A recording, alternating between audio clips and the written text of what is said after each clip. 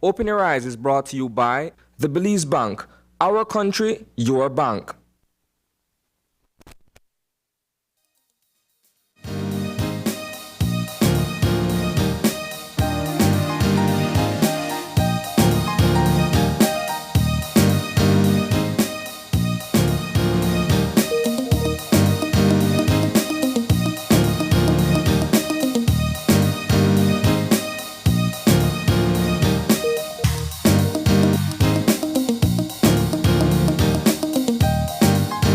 Good morning and welcome to Open Your Eyes. Start your morning right. I'm April Martinez. And I'm Gavin Courtney. And good morning, Belize, on a lovely Tuesday. It is a nice day, actually. It is, but we're getting into that time of the year where the days are getting shorter and the nights are getting longer, and so it's a little bit darker now. Getting up, it's a little. But it's a bit cooler. It I've is been a bit noticing that cooler. over the Yes. past few weeks. I find it funny because I'm still not accustomed to the whole hoodie culture that we have in Belize, where the minute the temperature drops in just below 80, everybody put on a jacket.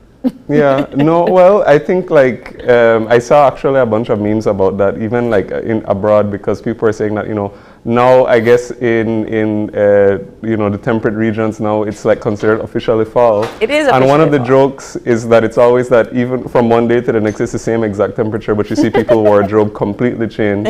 And I think we have like a little mini reflection of that here. Honestly, we're so Americanized, guys. We're so westernized. It's in some ways you can tell, in larger ways you definitely can't tell, but just the fact that we need to put on sweater. And my sister reminds me constantly whenever she comes home and she's in shorts and I'm in a big jacket because it's like 70 degrees. She says she don't understand. Yeah. She doesn't get it. It's fall. It's fall for us. But what we do here every morning is we get into what's buzzing on the headlines last night. It's particularly strange that whenever we as hosts we sit and we try to discuss how we're going to bring up what's buzzing, and we have newscasts that is just filled with crime and violence. And talking to you, the viewers, early in the morning about crime and violence is always it's not the best part of the day, but nevertheless, it's maybe not just talking about the particular crime, but just talking about what's happening to our culture. Why is it that we allow certain things to occur? And I'm not saying allow as it authorities, I'm saying allow as civilians and as citizens. We had about 4 or 5, correct me if I'm wrong, 4 or 5 stories that were just about violence, crime, murder. And it's not just centered in one area, it's scattered throughout the country of Belize, but one particular story, the Benke story, where it's a quote unquote family feud. It stems deeper than that. The young man, the man that is the alleged murderer in suspect, he has a history of mental health, of mental illness, and nobody thought to perhaps maybe help him, to seek some sort of assistance, to guide. No, he just he not mentally correct long time miss. And that is kind of the way we approach these stories. And then something like this happens and we wonder why. And the thing is that it's not actually the first story that we've heard like this, where there's been a crime and the alleged perpetrator is somebody who also, again, I'm going to say alleges to have suffering mental illness, because I think that that's also an issue, because even getting people the proper help and diagnosis in the first place often tends to be a problem. And there's a lot of factors that go into that, families may not have the means or whatever. But I mean, again, symptomatic of, a whole lot of different issues in society with just people's access to mental health care. Right. And then, of course, you get to the extreme outcome of a situation like that, where you have something like this. I think that shows again how multifaceted the crime issue is, because like you said, I looked through the newscasts like you from last night and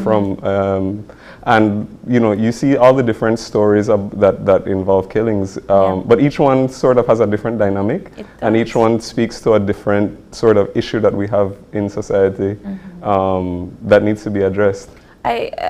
I agree, and I'll take it a step further into. I mean, we talked about the gang situation. We had, we've had Mr. Dawson here. We've had Mr. Douglas here. We've discussed the ins and outs of the LIU. We've talked about what can we do to help, minorities and marginalized youths to be better, to be more productive citizens of society. But the gang relates, and I am sitting here trying to figure out what we mean by gangs in Belize. And I would love to one day invite Ms. Krisha Degere on the show, because that is what she specializes in gangs, right? In the mental health stability of gangs in Belize. And I want to understand what that means. And I know it sounds funny when you're sitting at home and like, well, duh, Mr. Gangs. But a gang is a group of persons that protect a turf, because that particular turf is securing X amount of illegal products for financial gain, right? And you see how that financial gain helps the community. And that is why you don't want somebody else from another area coming in and taking what is yours, or, messing up your financial progress, if we're going to go in an economical conversation, right? So for me, I don't see that in Belize. Your thoughts, because maybe you could help me figure that out. It's interesting because when we think about gangs, one of the words that you often hear is linked to gang activities is this term organized crime. And really and truly, if you're talking, when I think about organized crimes, I think about the movie The Godfather, right? Yeah. And you saw, of course, there was a lot of killing involved there, but you saw, and of course, this is a fictional movie, of course, and it's, but in any event, it is reflective of a real culture that exists in the United States and in Italy and stuff. But when you think of organized crime, it's usually there's an objective involved with, let's say, killing somebody. It's usually financial, but it could be, for power or what else. And a lot of the crimes that you see reported here, that they term as gang warfare, doesn't tend to actually reflect that. Right. It tends to mainly be just about revenge, or they don't get along. This one look at me funny. Exactly. So it seems to be just like a group of individuals who sort of hang out together.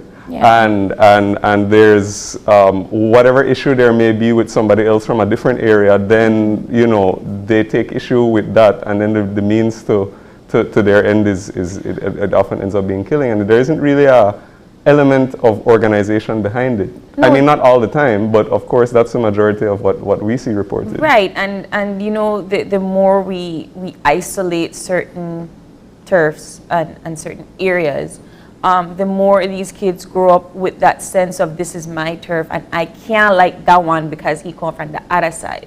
Because that's what we're raising, right? And there is no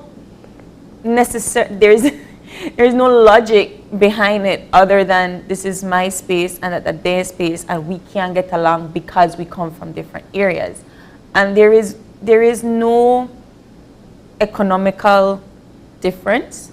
There is no educational difference. There is no, maybe political difference depending on the area, right? But at the end of the day, the ideology is, I come from here, you come from there, and therefore we can't like each other and get along. And so whatever happens and you look at me funny, I have to defend my turf. Well, that's how I see it. That's my opinion. If you have different opinions, please share with us. But it leads to senseless violence, and that helps nobody. that helps, that doesn't progress your community, that doesn't progress Belizean society. It just leaves one more person on the street dead and a family in mourning. Yeah, and well, I think a lot of things come into play, but and if you know, I think that a lot of people who are involved in this in this type of activity, in the first place, are, you know, I think they you know, gravitating towards a gang or you know, any sort of organized group is a lot of the times born out of, you know, a need for a structure, you know, in a young person's life, or a need for a figures of authority to follow, or something which they're, you know, lack elsewhere. And the thing is that it's just that the culture where we are now and have been for the past, I don't know, 20, 30 years, is that there's a significant, I guess, let's say a decreased value for life, in the sense that the automatic response to something that you don't like has become to kill people. And we've seen stories, you know, where an altercation may start in a club over, you know, this one watched this one woman, or this one, you know, even something, you know, years ago, something as silly as, you know, you stepped on somebody else's shoes, and then that's something, and or you get into some sort of slight altercation about something stupid, and then the immediate reaction is to shoot. I mean, I when you say it that like that, and we're talking particularly about gangs in this particular conversation, but when we think about crime and violence in general in Belize, it's gotten to a point where I know Belizeans know we have a democratic system. I know Belizeans know that we're very free in this country, and we have a lot of opportunities that we can make ourselves. And so the idea of it being very easy to get away with crime is not something that's far-fetched in the Belizean society. That Belizean mentality believes that they can get away with crime. Yeah, and it starts that's a crime at any level, really. Right. And, you know, I think that, I'm glad that you brought that up, because I think that a lot of the times, even just designating certain types of crimes as gang-related or something, it tends to, I think that people do that to sort of also absolve themselves of their own, of let's say shortcomings with the law. I'll just use that phrase, because I mean, a lot of the time, you know, in other areas, things that are crime or even things that are civil wrong, people just do and they get away with it. I mean, you know, you just have to drive on a road and you see how people drive and go anywhere, or people, or, you know, even people's interactions with a lot of government institutions, and they don't want to follow the rules, or they want to skip the line, so they find a way to do this. So I think, you know, there's a whole culture of that, and I think that when it comes to the criminal law, you know, you start with you ignore like petty little offenses, and then of course there's a snowball effect. You know, so I think that people generally don't really fear enforcement of crimes at any level, really, because we know what our conviction rates are for crimes, like for serious crimes, but otherwise we also see that there's a lack of effort to enforce or really or monitor people's conduct such that they really don't feel that they're obliged to follow the law, or that even if they break the law, they're not going to have to pay any consequences for it. I will take it a step further and say that in the words of the Compol, you know, he said that a lot of the crimes that have been happening lately are spread across country in areas where, you know, due to lack of manpower and resources, or however the case may be, that they haven't been looking at those areas. These are surprise areas, things like Hopkins, you know, in places like in Santa Elena and San Ignacio, and in the north, where we're seeing that these crimes are being spread out. The focus was heavy on Belize and Belize City, because that's where the main, I guess, epicenter of crime was coming from. But now that we're having all of these crimes being spread out, you know, it's clear that they have to go back to the drawing board and see how they're able to maneuver manpower and to enforce certain laws. But I say that, and just to wrap up, to say this, that we could be a completely different country.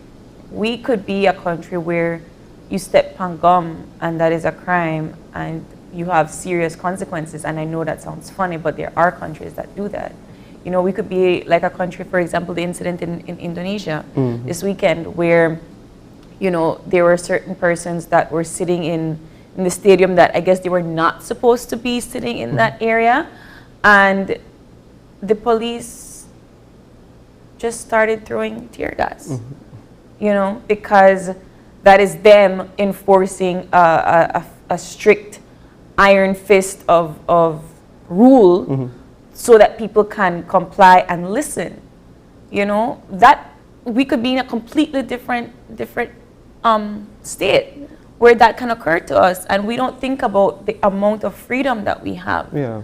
You know, and I want you to think about things like that. I want you to see how other countries are, not to compare and contrast and how we can, you know, but to appreciate that you do live in a great country. And in order for you to keep progressing that society, we have to be better, and we have to do better. For sure. And with that, I hope that we've motivated you this morning to have these conversations at home. And we keep motivating you with the eye-opener this morning. And our eye-opener is taken from dailyom.com, and it goes like this. How we respond to life is a testament to our humanity and individuality.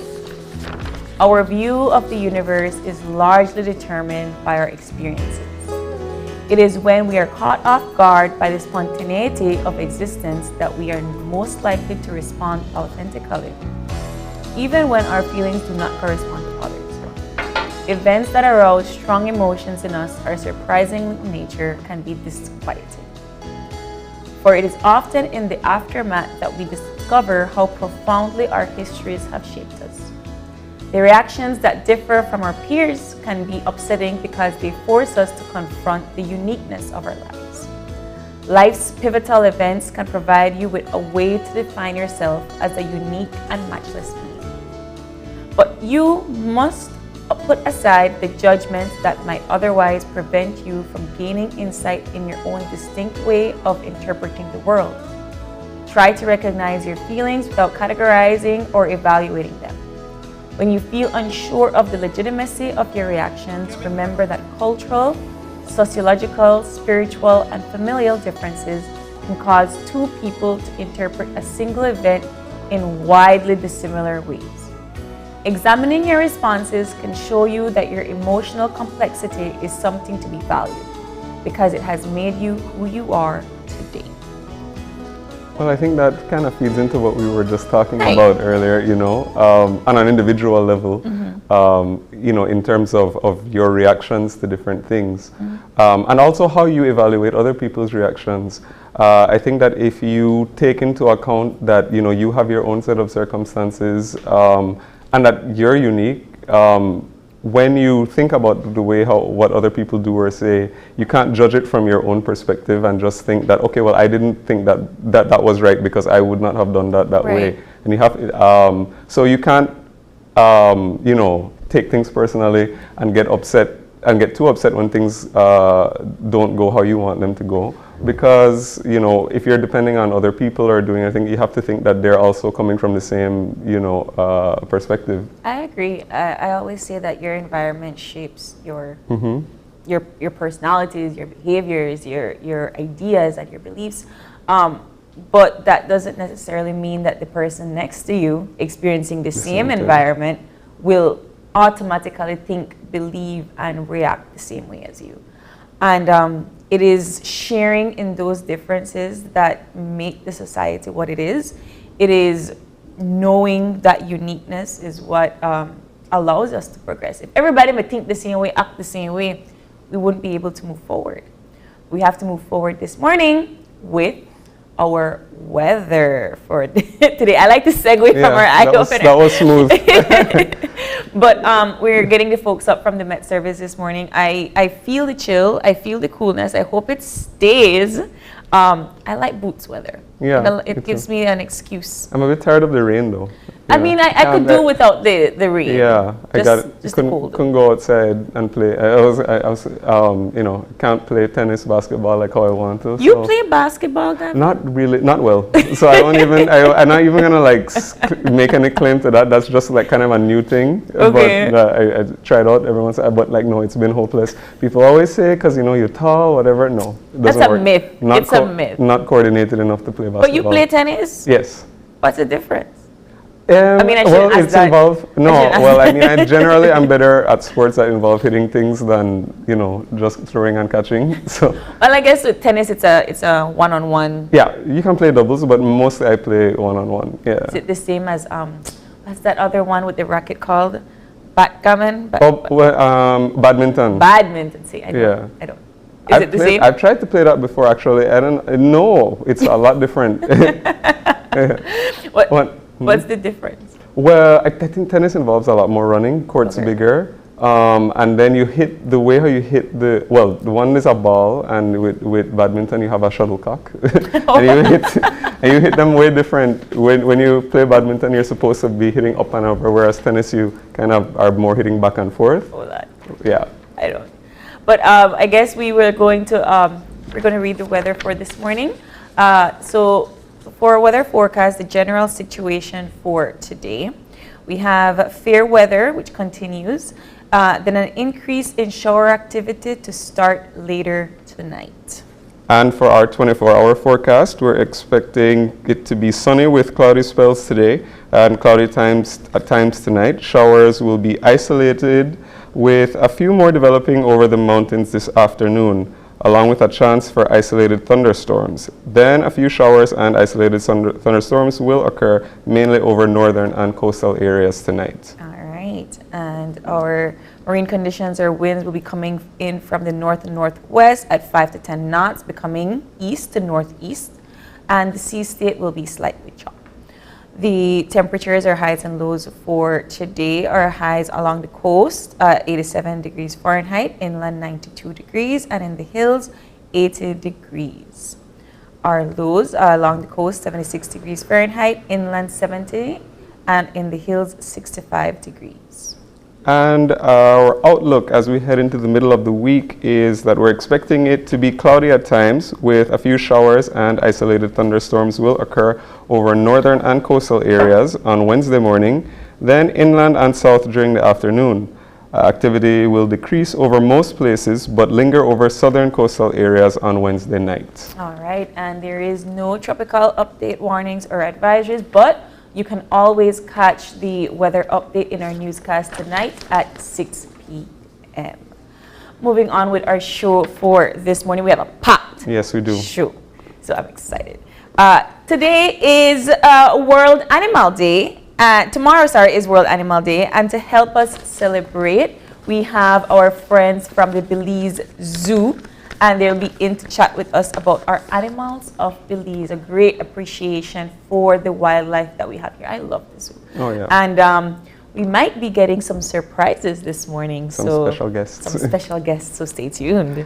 Yep, and then for our second conversation, we're going to be speaking with the National AIDS Commission, and they're going to be joining us to talk about some of their campaign objectives and some of their target audiences who they want to reach, and a lot more. And that's going to be in our second segment.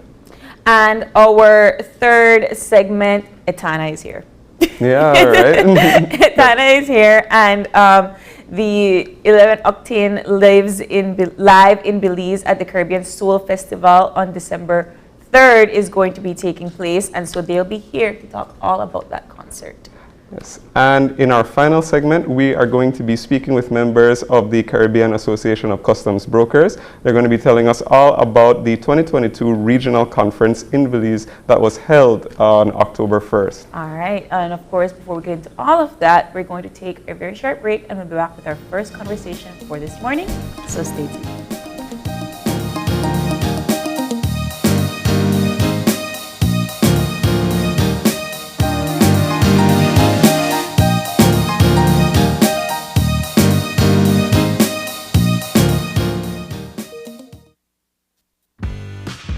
After a rough week of school, Jake and his friends decide to treat themselves to frozen coffee, and since they don't have cash on them, they decide to use eCash.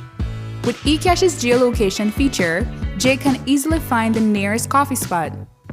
With eCash's built-in option to split bills, Jake can pay the bill and his friends can reimburse their portion of the bill. Jake scans the merchant's code and confirms payment. Jake then views his transaction history and taps on the transaction recently made, then taps the Split the Bill button where he selects the Evenly option to evenly split the bill. The application splits the bill automatically. His friends receive and accept the request. Geolocation and splitting the bill via eCash makes Jake enjoy his digital lifestyle.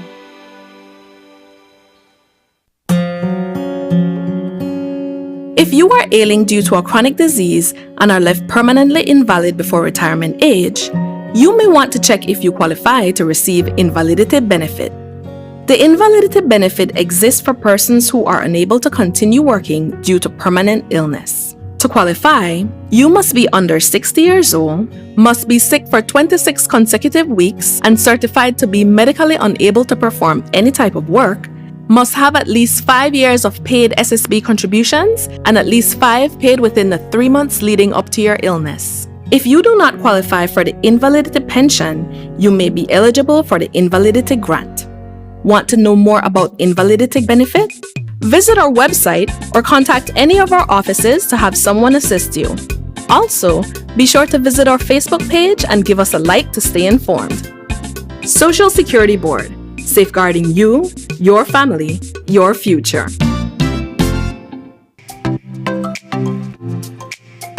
Everyone, including our elderly, needs to stay connected with their loved ones. With Smart's Golden Citizen broadband program, senior citizens can sign up for 10 megabytes of unlimited internet at a low monthly cost of $25. Citizens over 65 can sign up with a valid ID and receive free installation plus 1 month free on selected broadband plans. Visit a Smart showroom near you for more information on how you can enjoy Smart's Golden Citizen broadband program. Smart, bringing people together. Are you looking for low-cost television advertising? Have we got a deal for you? Advertise on Channel 5's Daily Classifieds. Channel 5's Daily Classifieds is one of the most effective methods for introducing yourself and your business to the community. Use our Daily Classifieds to recruit employees, promote specials, promote your products or services, promote a business opportunity, increase traffic to your website, and advertise items you have for sale. Let us help you to save valuable time and money. Call us today at 280-0013 or visit us at our offices on Coney Drive to discuss how we can help your business grow affordably. Channel 5's Daily Classifieds. Advertise today.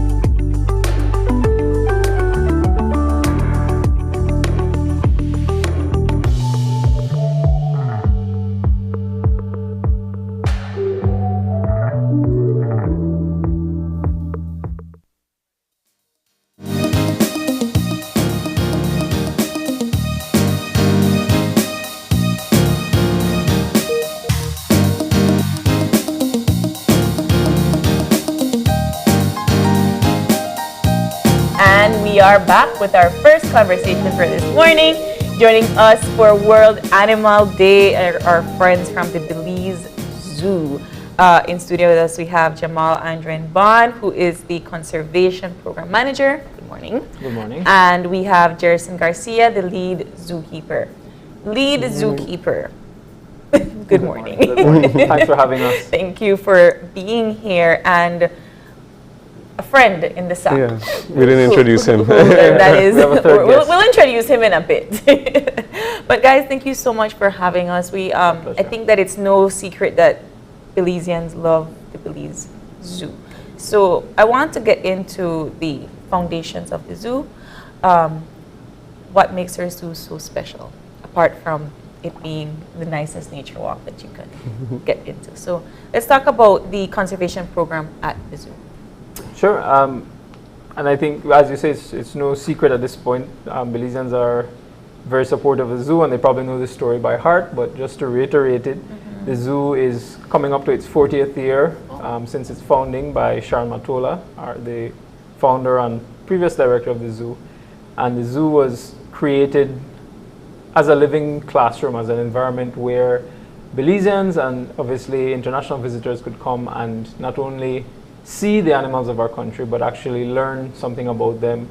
It's a space where we try to communicate empathy, understanding, advocacy on their behalf. So make these connections so people that visit will be inspired, compelled to want to protect these animals, to do their part in their own realms and spheres of influence to ensure that these animals are always here for many generations to come. And that formula has worked for almost 40 years.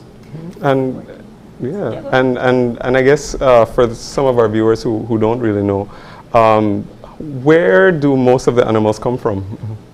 So I think for that bit, I'll hand over to our lead zookeeper, Jerson, who's even more familiar with the animals than I am because he sees them on a daily basis.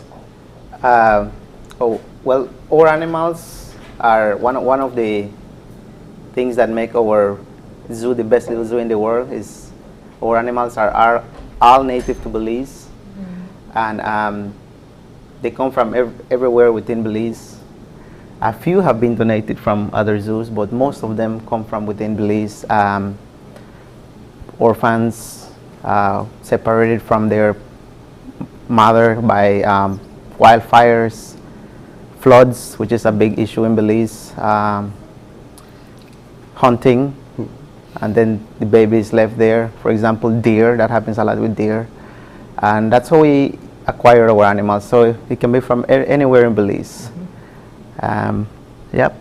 What about the harpy eagle?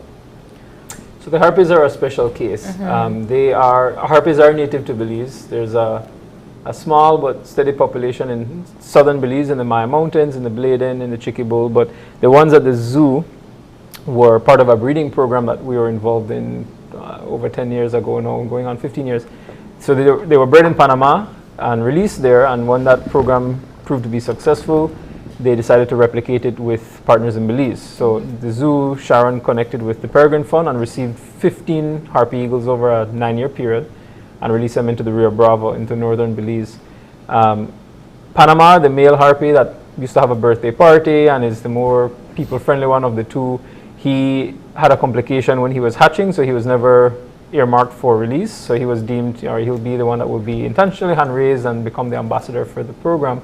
The queen, the female, his buddy next door, was released 3 different times and refused to stay wild. She kept flying back to the research station, so they brought her in to be another part of the education or the interactive component of the zoo. So that's why they've been there for many years now. I want to talk about the history of the zoo a little bit more in the sense of you say you're completing almost 40 years soon. One of the things that, and I guess this is just by going on nature hikes and taking kids to the zoo, where I think it's your monkey display, your spider monkey display. I remember some kids asking, say, why didn't you just not run away? So when it comes to the layout and the foundation, what inspired that to keep them in their habitat like that? I think, for one, it's very much a reflection of the areas that they came from, so it's their habitats, and I use the word habitat because that's actually something, that's the kind of language we're starting to use rather than, it's evolving over time as zoos evolve. So we start to retire words like cage, enclosure, and so on. If it's realistic, in our case it is. It's a wild area, as you've seen, with a lot of vegetation, and with some suggestion of where the boundaries are that they tend to respect. So that design was meant to replicate where they came from in Belize and to keep a space that they're comfortable with, that they can interact with, keep them engaged, enriched. But again, I'll lean on our animal care representative to talk about why the animals stay within their spaces. What do the keepers provide for them to ensure that the animals stay there? So, Herson? Well, we always get that question at the zoo as well. How do you guys keep the monkeys in? And well, we do sometimes we have to trim the branches to keep them inside, because now and again it could happen. A monkey might jump out because it's a nice tree, a nice leaf over there that he can eat, so he would go. But then we immediately shake the tree, it jumps back in, and then we trim that branch. They don't really go too far because they have been there for many, many years. And of course, we always say that it has to do with the food, with the attention we give them. They have no reason to go. Correct. Yeah, so that keeps them in there. Yep. And what's it like working with a lot of these animals, which in several cases they come from the wild, so they're not they're not pets, and they're not habituated to living with or with people. So what's that like, especially like we just saw jaguars and stuff on the TV. So on a daily basis, what's it like with the animals? With the jaguars, that's a good example. Whenever we get a new jaguar coming in, and it's wild, we will blind the windows, so he can't see the outside for a bit. We keep him inside into his management area, that we call it, for a couple weeks, 3 weeks, and then the zookeeper will be visiting the animal maybe 4 or 5 times for the day, hand feed him eventually, and then you can see a gradual change on the animal's behavior. It's really wild when we first get them, like they would be jumping on the door and why am I, like Sylvia. Yeah, but, Your friend Sylvia. but then eventually you see the change in the animal, and then it starts to understand. And usually when we get a jaguar, for example, it always has a physical condition, a physical problem, and that's the reason why we have them there, and it can never be released back in the wild.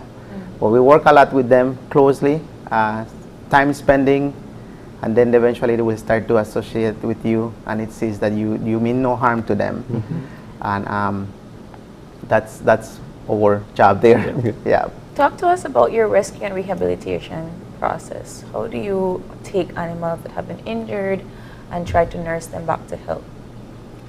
Sylvia is a good example. Sylvia the jaguar.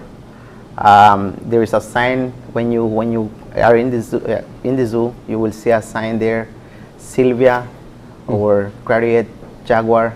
Is that what you have? And it says there that she got arrested because she was hunting dogs, getting too close to the village. And then we saw why she was hunting dogs, why she couldn't hunt her normal food. She had a very teeth condition, about infected gums. Several of her teeth had to be extracted, and that was the reason why she couldn't hunt her normal food, and she was going for easy prey like dogs. She was really wild when we got her, and less than a year, and she had already changed. She was not jumping on the fence anymore, and there was a space available in the zoo for a new jaguar to come on exhibit, and Sylvia was the one to make it out there, the graduate, and it was a good pick we did. And now whenever you visit the zoo, you come to Sylvia's exhibit, you will see how well behaved she is. She comes over, she doesn't rush at the fence anymore, rolls over for a treat, puts up her paw. A lot of time spending, and good treating of the animal as well, because you will not treat them bad. Yeah, and that helps. So we know that the zoo experienced a little bit of some lows during COVID, and I know that you're slowly getting back up there. You came to the show to talk about ways that civilians can help, how civilians have helped. And one of the problems that I know Belize has is roadside, killings of animals, whether it be a dog or so forth. So can you tell us how something like that could be beneficial to the zoo? I figure you're referring to like the roadkill, like wild animals that are knocked down. Animals that are knocked down. Yeah. If they're the tricky part of that is we don't know the condition they were in when they were knocked down. If they had any disease, any kind of parasites and that sort of thing. So it's tricky, and I get where you're going. It's like it's a free, available source of meat potentially, right?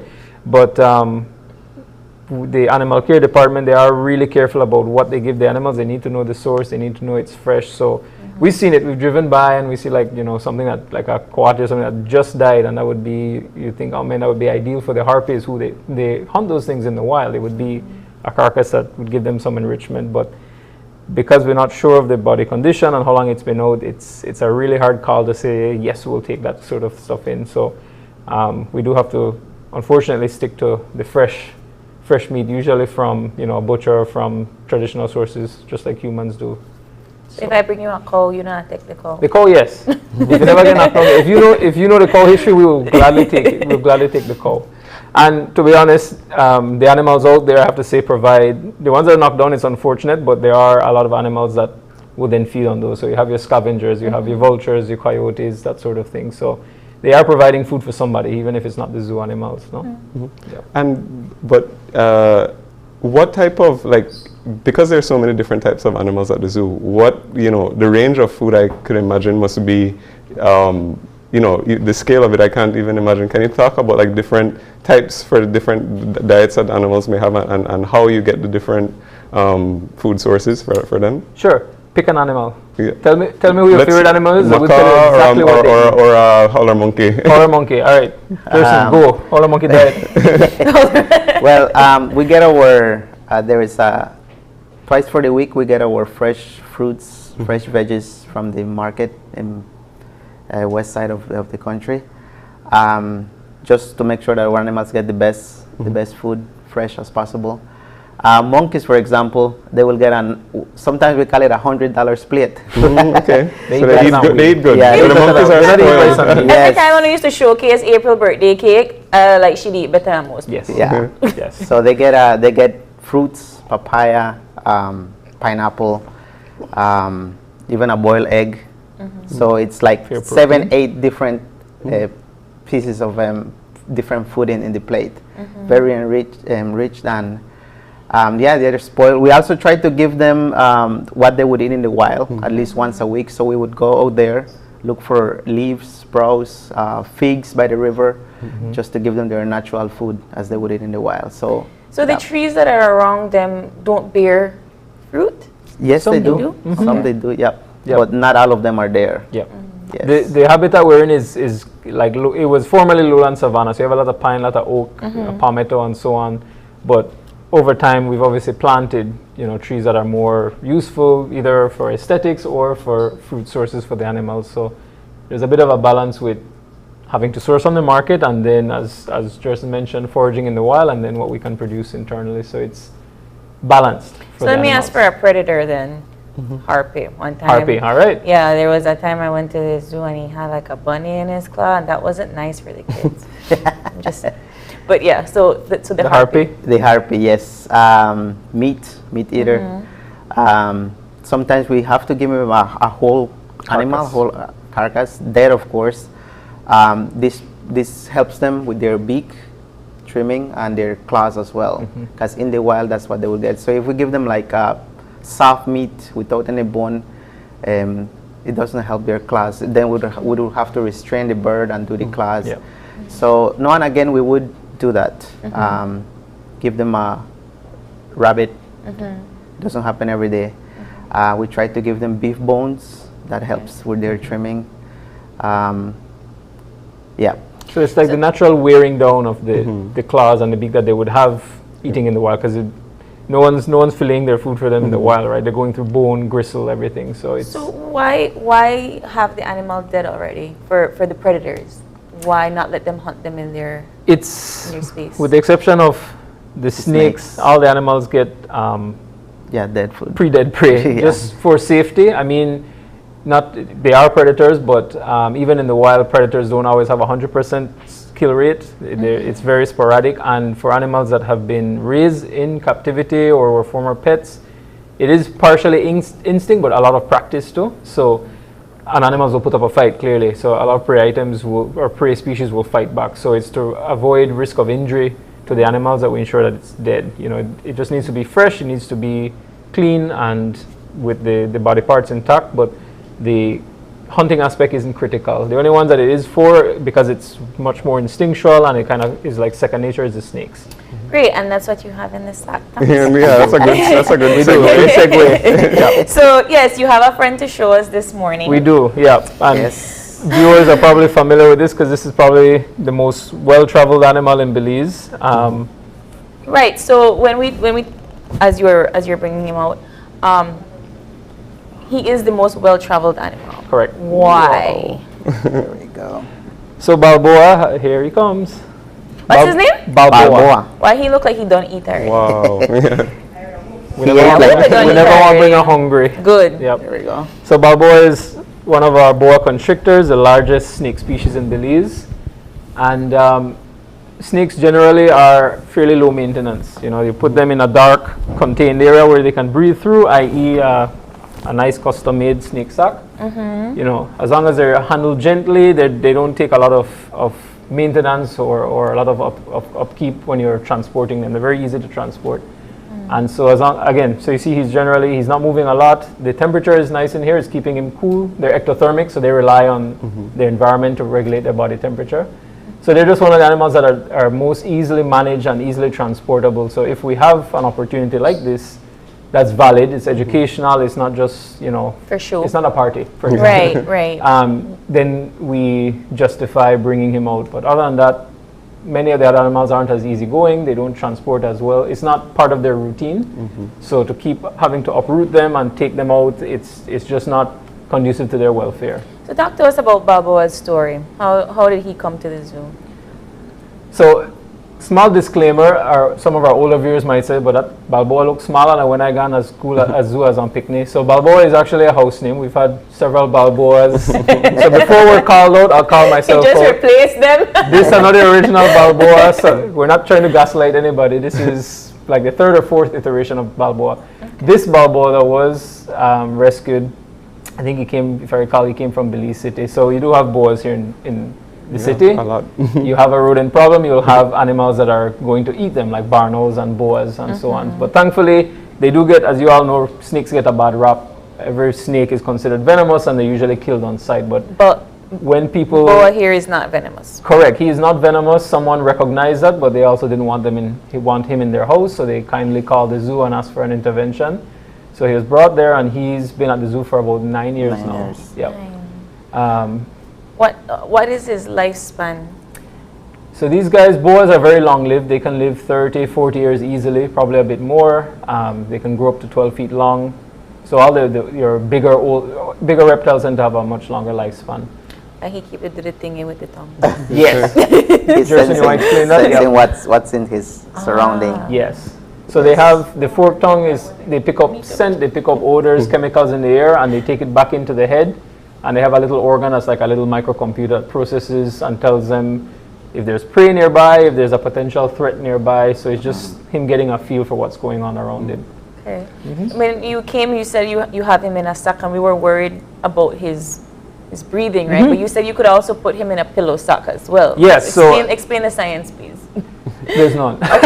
It's MacGyver. It's using what you have at your availability. So it's just a breathable bag. It's made of cloth. It's just a little bit thicker if you have a bit more of a upset or upstart snake that you need to transport. But in a pinch, we've literally just put them into pillowcases and put a tie around them. People have done it in crocus bags. So as long as they're able to breathe and it's able to be sealed, then they tend to calm down. It's again a dark, quiet space where they're not getting a sensory overload. They'll calm down and they're easy to transport, right? So you said that he is one of your most traveled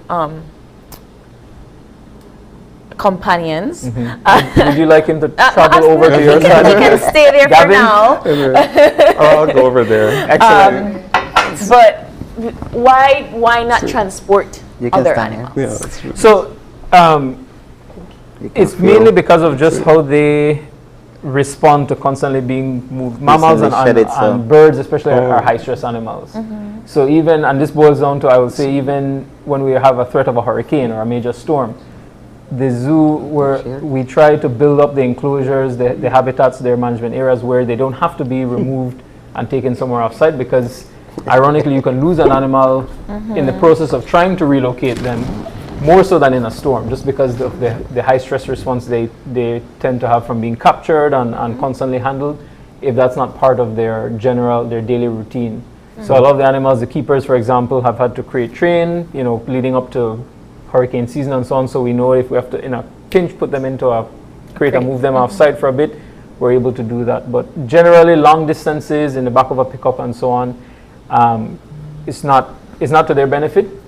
And so we don't practice it unless it's absolutely necessary, like they're going for medical care or something. You say it's not benefit. Is it that it affects their mental health, their emotional stress? It can affect their mental health. Again, these are sentient animals, they have a routine, they like their habitats at the zoo because that's their comfort zone, that's what they're familiar with. Being in a box in the back of a vehicle, coming to a studio with a lot of activity going on is not their comfort zone. And so, it can impact their mental and even their physiological health. April, all right, good. You're going to try? Go for it. No, it's I okay. swear, Channel 5 does things. How heavy? This one is about 8 pounds. He's shedding already? Just shed it. Just finished Just it. finished shedding. Nice shiny new coat for the morning. Yeah. It's You heavy. dressed up for us. Yes. No, he's No, yeah, it's heavy. He's heavy. Smooth. See, April in Yeah. the same league as the children now. Yeah. You know what? No, absolutely not. But Put it on your neck. since we're seeing the kids on the screen, You could hold its head. can you talk a little Can bit you hold his about? head? Wait, let's look at. Excellent. there we go. Fantastic. It's another victory. It is another victory. He's heavy. That's his job. And He's- Oh my gosh, and I'm cold. He colder than the air conditioner. Yeah. So explain that again. Why he's so? This is a cold-blooded animal. Yes, of course, naturally. ectothermic. So they can only regulate their body temperature by moving around. If it's too hot, they go in the shade. If it's too cold, they go in the sun. Yeah. As I was saying just now that we were seeing like the pictures of the kids on the screen, and I was going to ask about sort of the educational aspect of the zoo and what you hope people, kids or anybody coming to the zoo comes and learns really more about the animals and the environment in Belize. It's an excellent question, Gavin. And since it is World Animal Day, that's why we're Yeah. here now. The whole point of the zoo exists to provide these connections to animals, right? To reinforce that these animals are important. They have intrinsic value. They have all sorts of value. It's not, obviously the biggest thing you can do to connect people is what's in it for humans. So we know generally animals provide a lot of benefits. They provide, as far as domestic animals, they provide companionship. They provide Protection. security. They provide means of transport. If you're a horseback rider, sustenance, food, that sort of thing. And as far as the wild animals that we have, that translates into ecosystem services. The reason we have healthy forests and clean water and air and so on, animals play a big role in keeping those systems and services functional. And of course, it still goes into subsistence for people that rely on game meat. So having these animals around is important. Tourism, the whole 9 yards. So it's important to recognize that and understand that you only have these things if you treat animals well. It's, not just because they are of value or benefit to us means we have to treat them poorly or dominate and imprison them and so on. So it's a matter of respecting their value. And again, I said at the beginning of the show, inspiring people to want to ensure that these animals are around for future generations. And the easiest, the most powerful way to do that is to have people meet these animals face to face, like we just did with you all. And this is a small cross section. We could do it with you here, but the zoo's real, where we have our most value is the fact that we can receive thousands of visitors in a year in a space where these animals feel comfortable, and then the guests can also feel comfortable and make these powerful connections. That's our hope. That's ultimately why we exist. I mean, we've talked about how wonderful the zoo is, and every time we bring our own, like our families and friends to the zoo, we tell them how great the zoo is, because it's a piece of nature that you can interact with every day. Tell us what other exhibitions or new features that the zoo plans to have. So we have a few. Event-wise, I'll just quick put a plug one time because we're in October. Boo at the Zoo is coming back this year. So we had to go virtual this last year, which was nice, but people wanted in person and we wanted to. So the 29th and 30th, the last weekend, Halloween weekend. Get to go trick-or-treating at this. So we're actually doing 2 days for once. We're doing a 2-day event because the staff invest a lot of time, a lot of creativity in creating the displays and so on. So we're going to do a 2-day, make it worth it. So event-wise, that's something to look forward to. Animal-wise, we have several exhibits that are coming on board. So Jerson, you all mentioned Branchy, and who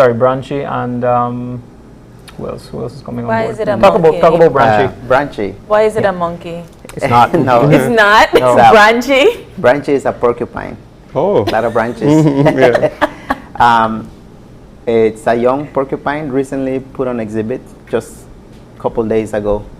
And he's right at the entrance. As soon as you enter the zoo, on your left-hand side, he will be right there next to a ceiba tree. So he is new on exhibit, and it's been a while since we didn't have a porcupine. So this is something, it's a new animal for our guests to come and see. Look out for Branchy when you're there. They're not bad. These porcupines are not dangerous. They don't shoot their quills they don't at throw you. their quills like what people think that they do. He's mostly nocturnal, so he could be sleeping when people come to see him in his exhibit. So night tour of the zoo. Yeah. We'll put another plug, night tour of the zoo, then you'll see Branchy more likely. We have a river otter. His name is Neo. Who's growing up over 10 pounds already. Oh. He's not on exhibit yet, but that's the plan in the near future. We're working on a new exhibit for this river otter.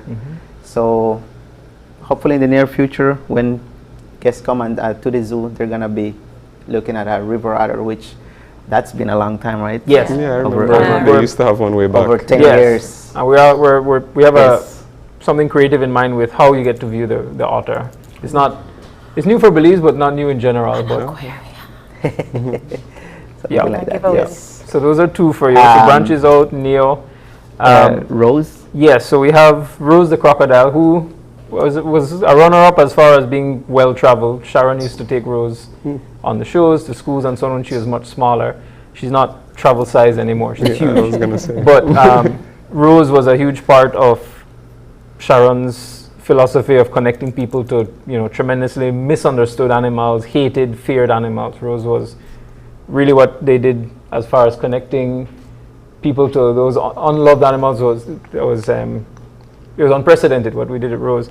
So we think it's only right that Rose has her own kind of centerpiece or her own space in the zoo. So we're about to break ground actually for a new state-of-the-art exhibit for Rose the crocodile on the main part of the zoo. We have a couple donors who knew Rose from when she was a baby that have rallied support, and so we'll be building something significant for Rose that'll be coming on in the next few months. And lastly, the scarlet macaws, who are kind of iconic. As you walk in, if you don't see them, you hear them. Yes, they're loud. Their exhibit, the one that's currently there, has stood there since 1991, since the zoo first moved to that site. It's survived multiple hurricanes and all kinds of patching up and repair. So we'll actually be launching a campaign where Belizeans, the business community and so on, or just individuals can get in on rebuilding that. So it'll be a kind of like a crowdfunding campaign to build a new and improved exhibit for the macaws. So we have a couple new animals and as well as new exhibits coming on board for 2023. One of the questions that usually come from tourists that come to see the zoo is our marine life. So how is that something that the zoo does, or is that something separate for another organization? I think with the exception of a manatee we had for a very brief period years ago, we haven't really, and we have pelicans of course, so they're kind of like coastal, but no, we haven't ventured into the marine territory yet. We haven't really gone down that road. Yeah. We'll talk about that another time. Yes, we're trying with the aquatic, so we have the otter. We're venturing a little bit into it now. So for World Animal Day in particular, is there anything that you would like to tell our viewers? For example, for me, the colors on the snake was something vibrant. How can you give us an educational tip? How can you tell if a snake is poisonous or not? Oh, that's a good one. So in Belize, it's easier than most countries. So we have 62 species of snakes. One of them is a boa, so that you already eliminate one as non-venomous. And we have about 8 out of the remaining 61 that are actually, that can threaten human life, right? So we have 2 species of coral snakes. Everybody knows the kind of the color code, the rhyme for that one. The rest, the vipers, so your Tommy Goff, your rattlesnake and so on, they all have a very dramatic head shape. They have like this arrow-shaped head. They have cat eyes, so their eyes are slits, they're not rounded. And they tend to have a very, very prominent triangular shaped pattern on the body. So it's those 3, I would say, and if you start looking at more photos and so on, they become more obvious, but those 3 indicators that can tell you that you're looking at a venomous snake: the triangular arrow-shaped head, the eye slits, and the triangles on the body. So those are usually your giveaways. And there are some species that look very similar to them. They've evolved to look very similar, so other animals leave them alone, but those 3 in combination are kind of your cheat sheet for the vipers in Belize. And for some of our viewers watching, what are some ways that if people want to help the zoo in the work that you guys do, what are ways that people can contribute? Come and visit. Yeah. That's the easiest way. Come and visit. It's a win-win. People pay admission. They buy something in the gift shop. They might sign up to become a member, so then you get free admission for the year for you and your family. People have adopted animals with us, but just visiting the zoo keeps us running, and it fulfills our mission, which is, that's why we're there, so people can come, enjoy with their families, see the animals, and in the same way you're basically helping to generate income to support those same animals. So that's the easiest way that anybody could do it. We're open every day at this point. Even on Sundays? Even on Sundays. We will be closed Monday because of holiday, but other than that, we're usually open. So yeah, just coming out and being part of the zoo is another one. And for Belizeans that are interested in getting more immersed, we do have a volunteering program for people over the age of 21. And that's on their time. That's when you have availability. You can come and work with our staff, our team, and see what it takes to keep the zoo running. Do you all take interns from like the university and high school? We do, yeah. We do work career training, work experience. That was big before the pandemic, and we just had our first couple that came back on board. We get a lot of international volunteers and interns as well that come down and assist. So there's a lot of different opportunities. All right. I mean, on the map, right? The zoo look really small on the map, but then when you go in, you won't get lost for like it's windy. It's like a snake. It was kind of like the real forest, right? That's what you're trying to recreate. Yep. Giving them more tips to advertise. So night tour. Correct. Is a thing night that tour. we do. There's Jersey. Sabrina did her night tour at the zoo, and that is a separate. That you pay a different fee for that. You go in and you do you need advance notice, at least 24 hours to get that booked. Okay. This is our keepers that do it after hours, and then it's a different zoo at night. It's definitely worth it. They have some time you go, where the animal there? It is sleep. Like Branchy. And then, like Branchy. And then Boo at the Zoo, which is the 29th and the 30th. I think so. That's the Saturday and Sunday. Can you tell us a little bit about the activities that might be taking place? Sure. So Boo at the Zoo is focused primarily on the misunderstood, the spooky animals, the snake, the owls, all these animals that have a kind of like a mythos around them. So we're going to be showcasing them, trying to break down those myths and misconceptions and build understanding and and enjoyment around it. So we'll have a lot of animal experiences, focus on those animals. But we'll also have games. We'll have prizes being given out. We'll have a couple other partners that will be coming in to put on booths. We'll have several local vendors that we work with in the zoo's gift shop that have worked with us for many years and have their wares on sale. They'll actually be there in person to have it will do like a little pop-up market in the zoo.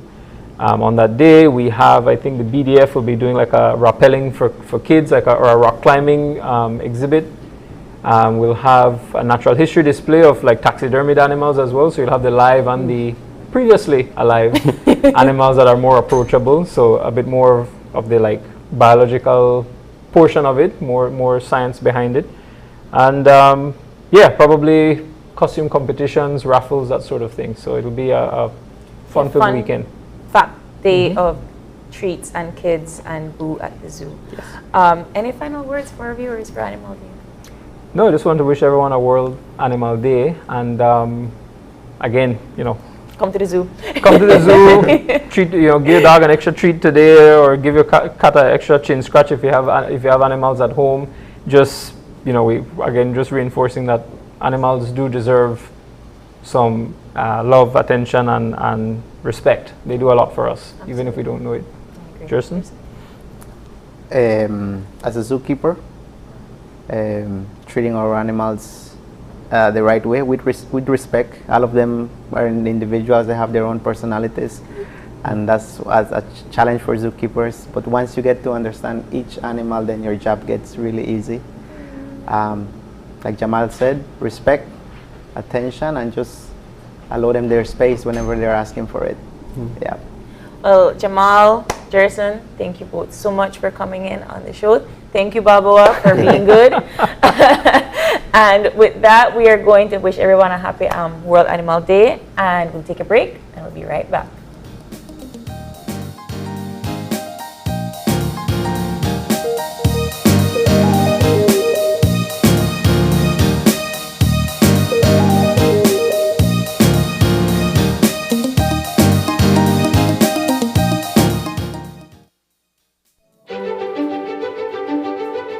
Technology is ubiquitous, and it's transforming how, when, and where we work.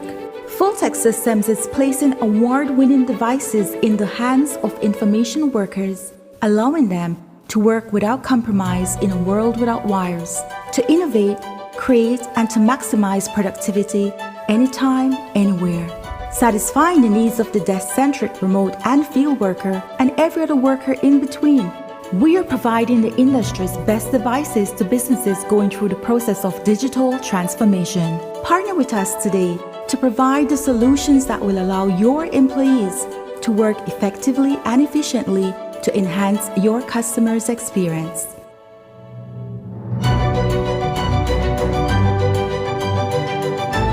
Fulltech Systems, your technology center, where you'll come for the price but stay for the service.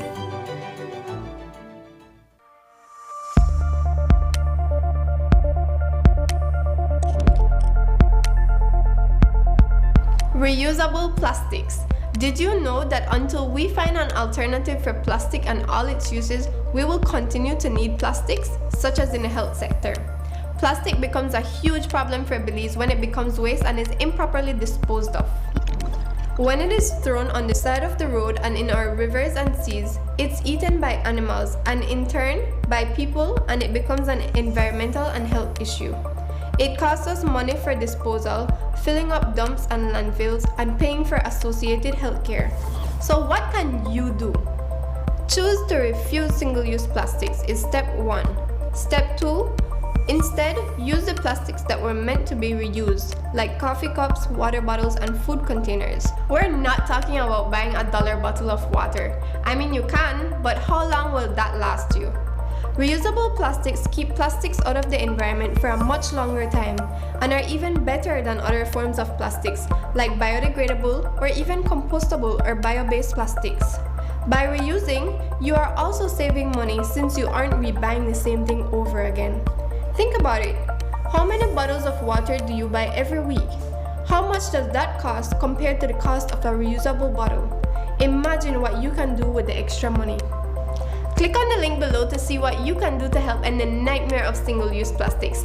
I'm Alison Castillo, and now you know.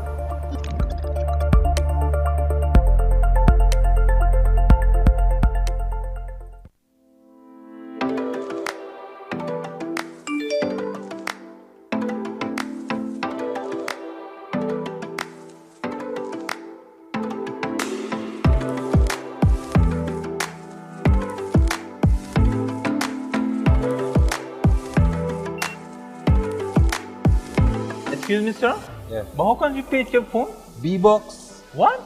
What is B-Box? B-Box have been his newest rewards program. Really?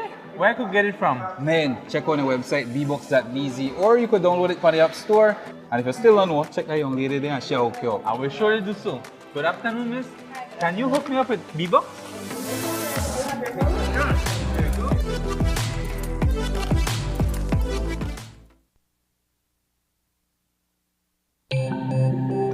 Great Belize Productions Channel 5, proud winner of 9 Caribbean Media Awards for 2021.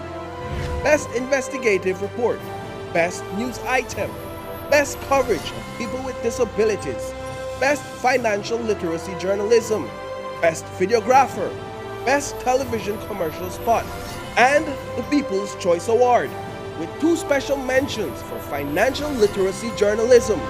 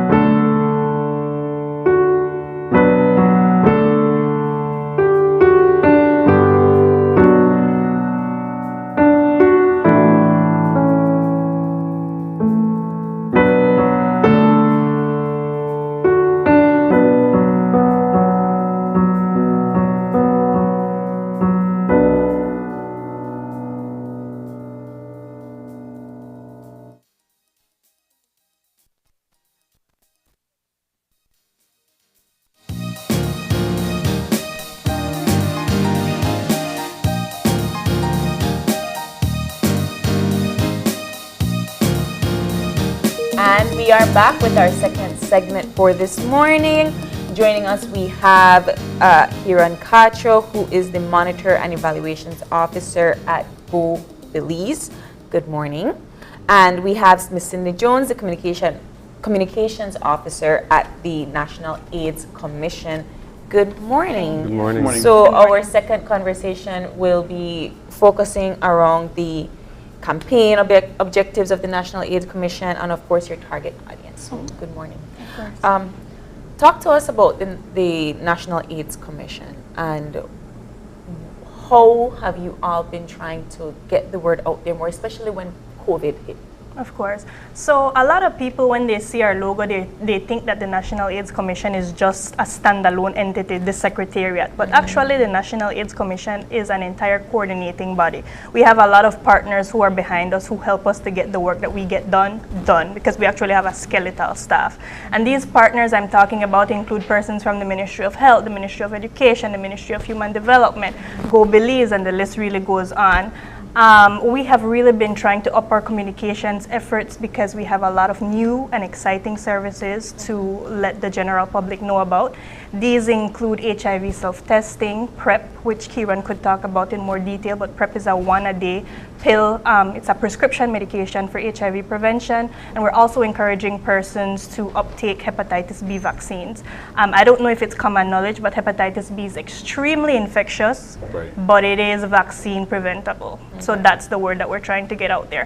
When I talk about safe sex practices, I'm talking about we want to encourage persons to utilize a condom correctly every time they have sex, and also we want to encourage persons to utilize or access PrEP. So the work that you guys do is multifaceted, and it's not Very just related to one multifaceted and comprehensive, because none of these services can really stand alone. Right.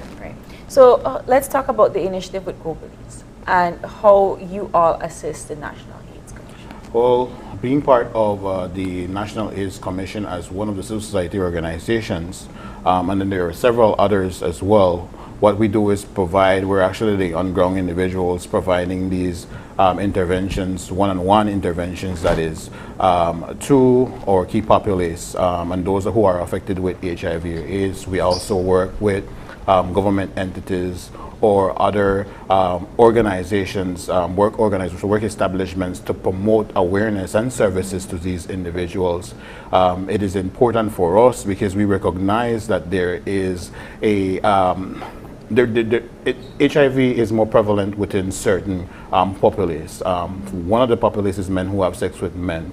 And it's important for us to tailor our interventions to meet these individuals and at the same time create safe space for persons within the government entities to be able to seek care and treatment.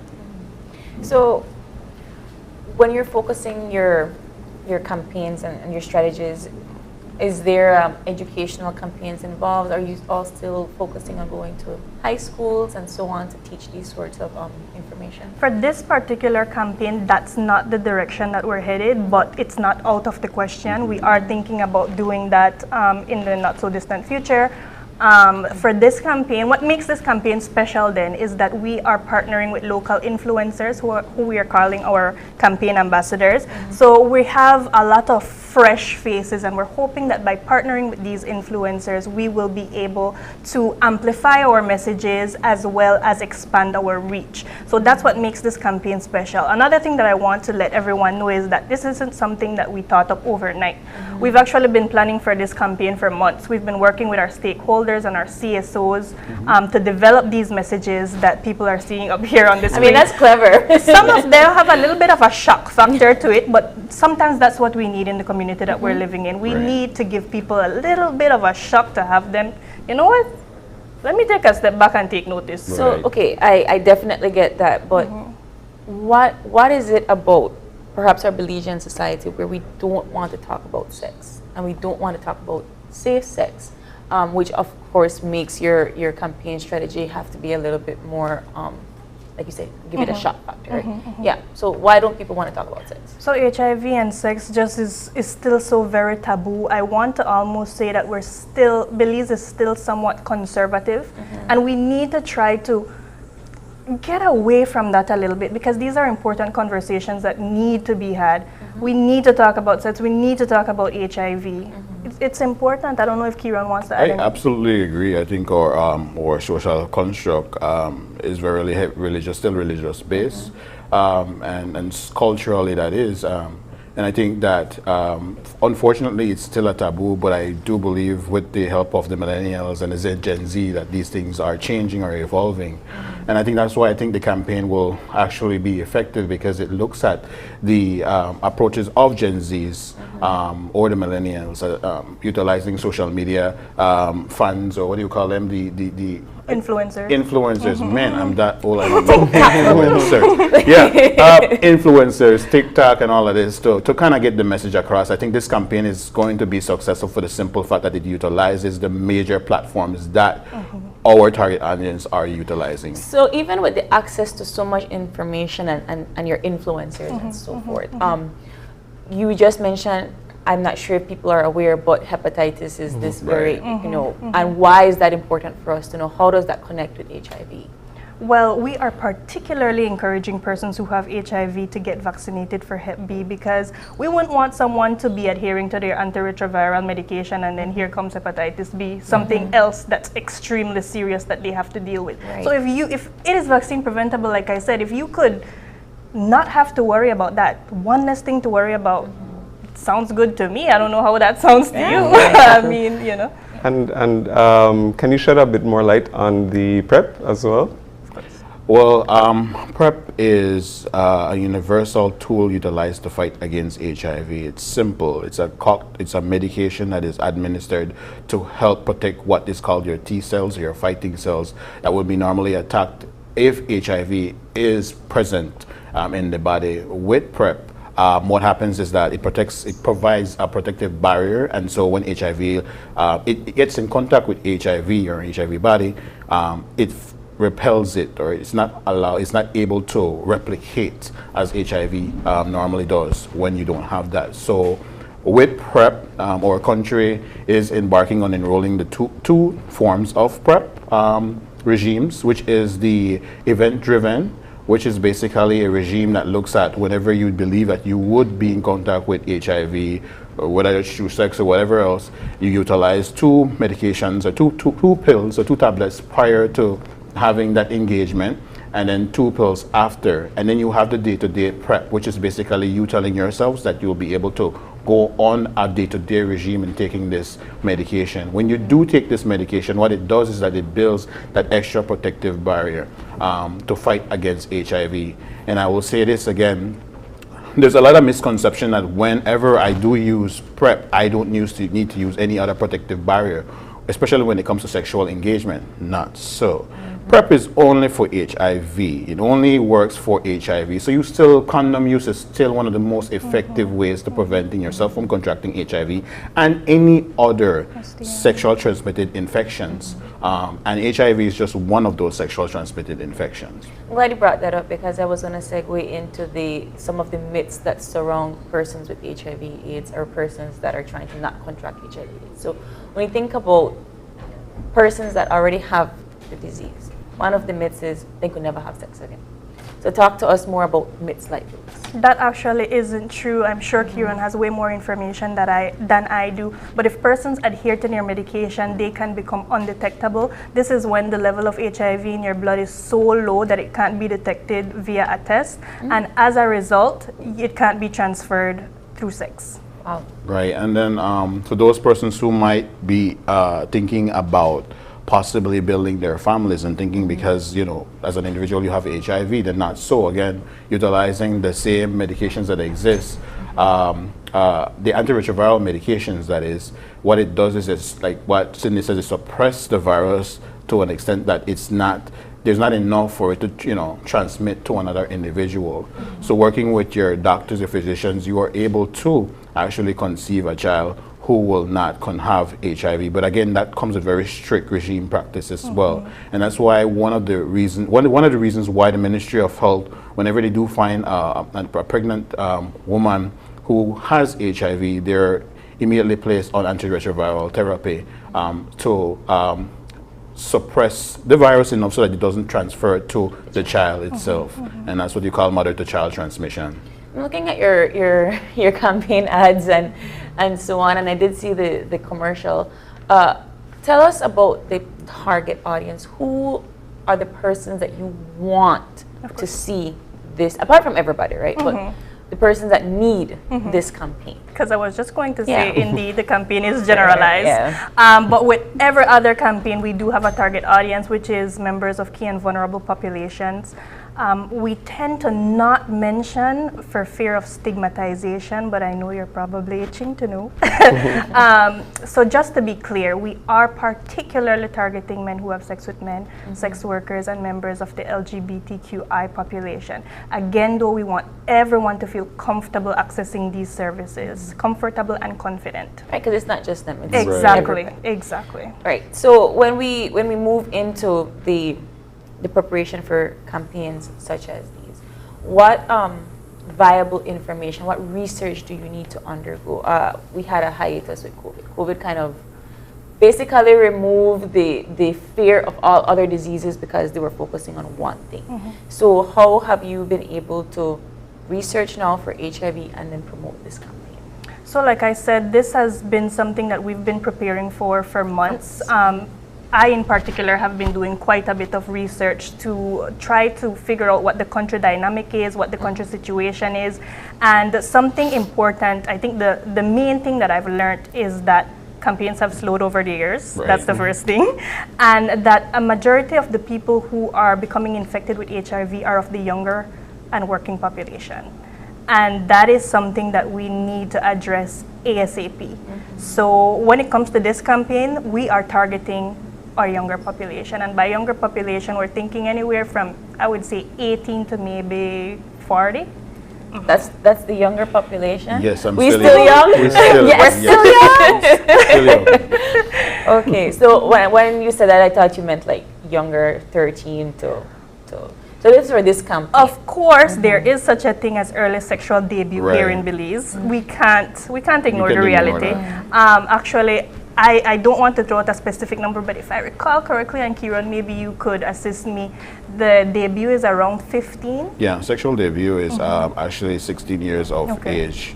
And there's a lot of conflict with that because you have laws that contradicts exactly you having access to sexual prevention services. Prevention services at the same time, but you can have your sexual debut be like, ta-da, 16 years of age. So as a country, we still struggle with that. But most of our best practices are utilized looking at recognizing those issues and trying to work with the community as to how we can get these information, if nothing else, information and education out to these kids out there. Okay. Is there anything else that the audience might need to know in terms of your campaign and what you have next for the NAC? Of course. So I just want to say that this campaign is a comprehensive prevention approach. None of these services can exist in isolation to each other. And I say that because, for example, when it comes to PrEP, in order to access PrEP, you need to test negative for HIV.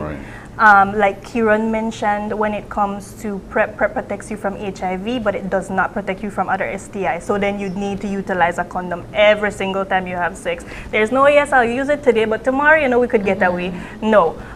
So there's that. It's comprehensive. And I also would like to encourage persons to engage with us on our social media pages. The NAC has an Instagram page as well as a Facebook page. We're going to have various little activities going on over there whereby people could engage in our question and answer segments and different things like that. Share our posts for a chance to win great prizes, including cash, telephone credit, and other. I best we forget people who can listen to you. information. Thank you. And Kieran? Again, I just want people to be aware of the various services that are available. Our country is doing the best that we can to be as relevant as we can to our community. Research or the OraQuick test, which is a self-test itself, and it's available in our country as well. Also be aware of, the different organizations, both government and civil society entities who are engaging individuals out there. And most importantly, the products that we're offering are free. Yes. So you don't have to worry about any single, extra money. Things like COVID still affect a lot of ways. No excuses. Right? So these are free.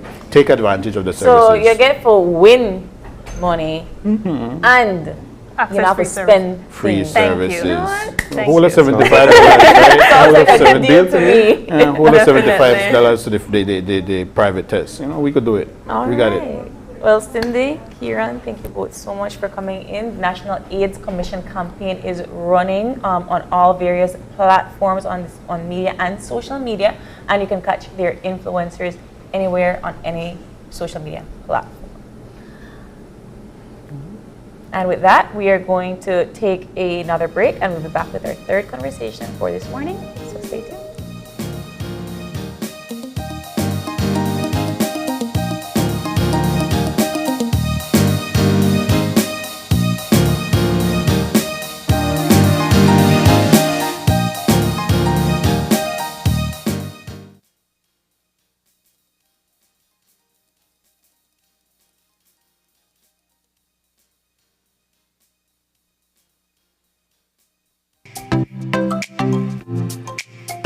Everyone, including our elderly, needs to stay connected with their loved ones. With Smart's Golden Citizen broadband program, senior citizens can sign up for 10 megabytes of unlimited internet at a low monthly cost of $25. Citizens over 65 can sign up with a valid ID and receive free installation plus 1 month free on selected broadband plans. Visit a Smart showroom near you for more information on how you can enjoy Smart's Golden Citizen broadband program. Smart, bringing people together. BWS encourages everyone to practice proper sewage methods. For the system to work properly, don't flush paper towels or clothing materials. Don't allow plastic, baby wipes, or large items like toys to get flushed. These items don't break down easily and cause bad blockage. These unwanted materials enter into our system, causing blockages in our pipes, which then leads to our manholes overflowing, and in worst case scenario causes our pumps to burn and our systems to fail. So please help us to keep our system clear. Call 0800 Call BWS to report any sewage issues. Belize Water Services, delivering water and more. Your life just got a lot less complicated with Belize Bank Contactless MasterCard Debit Card. Introducing our Standard Debit and MasterCard Platinum Debit Cards. Now you can make purchases anywhere MasterCard is accepted with one tap, pay and go. Your contactless card never has to leave your hands, especially in these times. And your card is embedded with multiple layers of security. Platinum card holders get to enjoy extra benefits like price protection, purchase protection, trip inconvenience, and luggage protection, just to name a few. Start enjoying a cashless lifestyle today with the Belize Bank.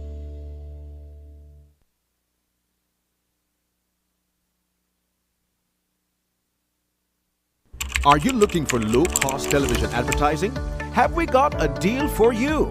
Advertise on Channel 5's Daily Classifieds. Channel 5's Daily Classifieds is one of the most effective methods for introducing yourself and your business to the community. Use our Daily Classifieds to recruit employees, promote specials, promote your products or services, promote a business opportunity, increase traffic to your website, and advertise items you have for sale. Let us help you to save valuable time and money. Call us today at 280-0013 or visit us at our offices on Coney Drive to discuss how we can help your business grow affordably. Channel 5 Daily Classifieds. Advertise today.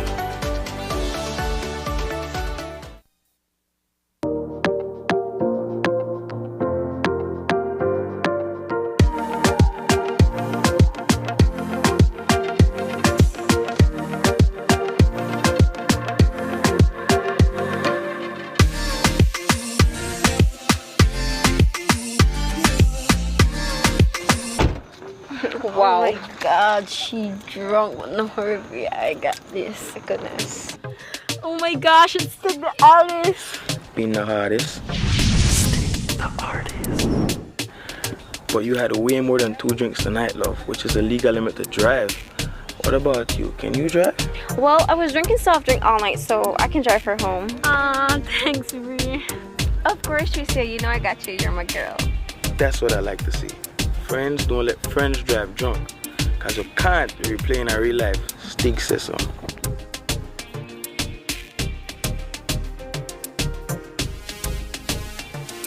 Can't replay in a real life.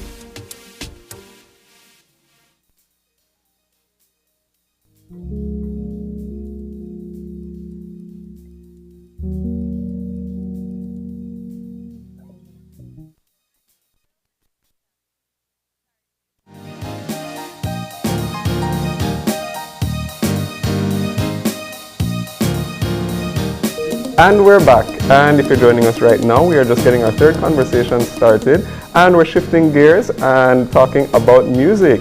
We've got right here live in our studio recording artist Itana and her manager Andre Morris. Good morning. Good morning, and thanks for having us both. Thank you so much for coming. It's a pleasure to have you in the studio. And we're here to talk about the upcoming Caribbean Soul Festival, which will be taking part in. So talk to us a little bit about the festival and a little bit of what we can expect.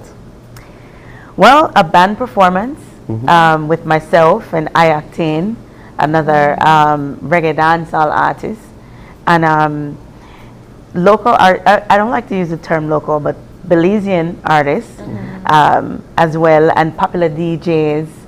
And I think that it's purposely a production to create a different experience of the venue itself, and a presentation that goes across the board for everyone.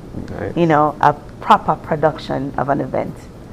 So talk to us about the prep, Andre. Tell us what all you had to do to get these performances and these performers together. Well, so the prep has just begun.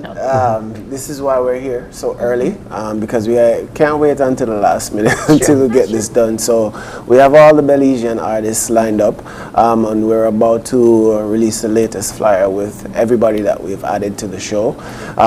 You know, walking through the venue, looking at security concerns, looking at parking, looking at, you know, all the little details that we need to get down together so that our patrons and fans can have a great experience.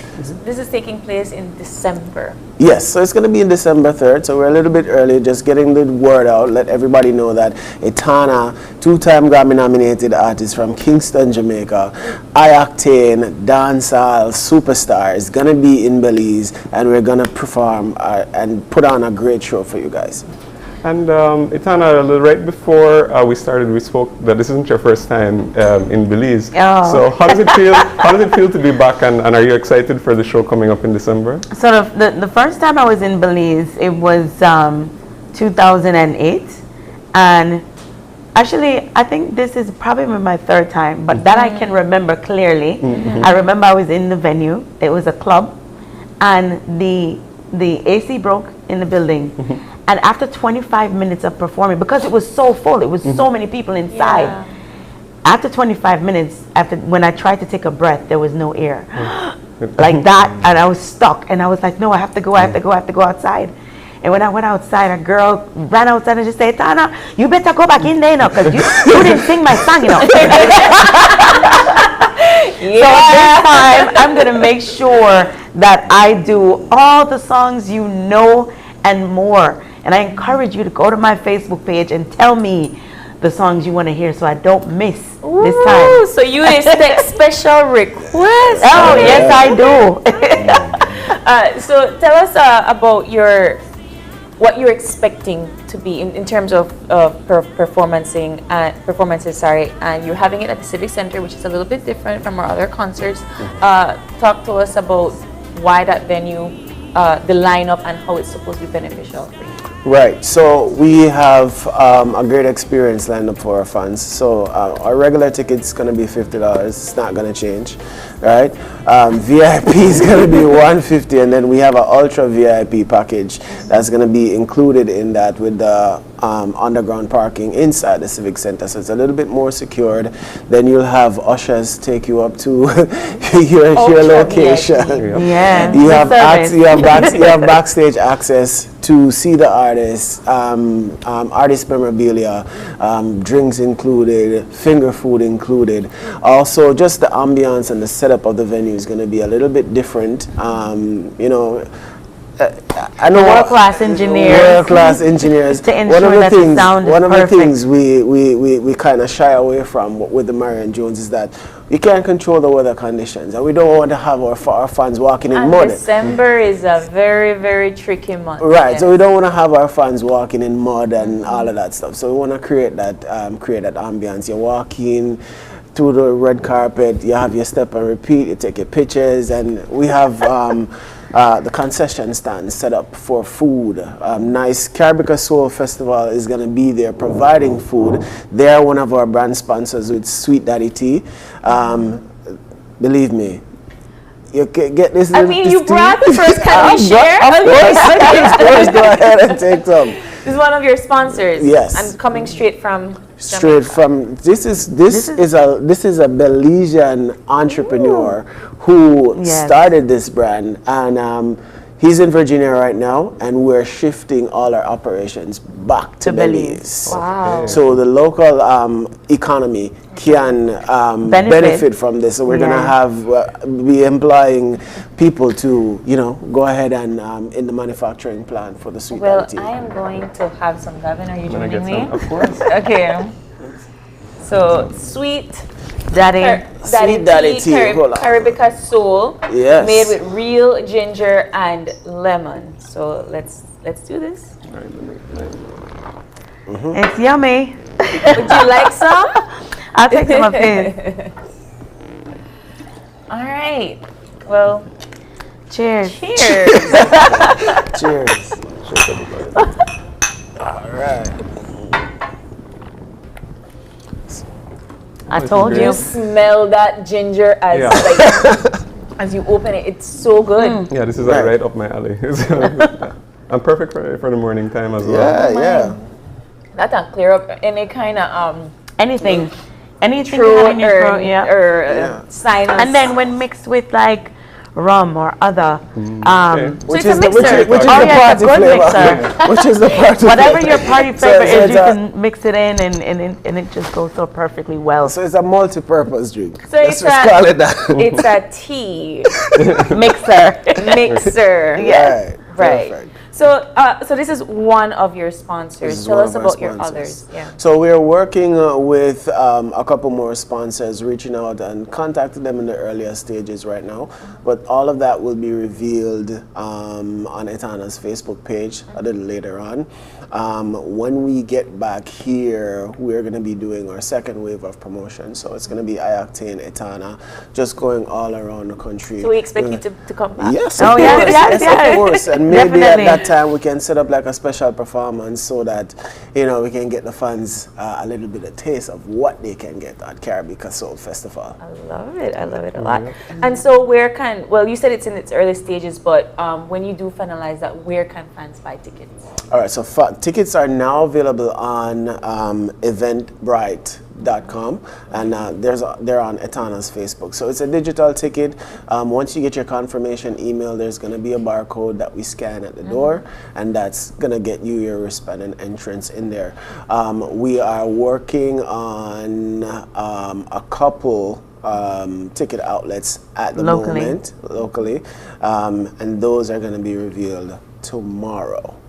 All right, perfect. So Etana, tell us about what you expect for this event. Oh, pure excitement. Oh, you know, I mean, of course, there are different levels of people who can afford different things, you know, and so we're accommodating everyone across the board, making everyone feel comfortable, presenting a show, like a show.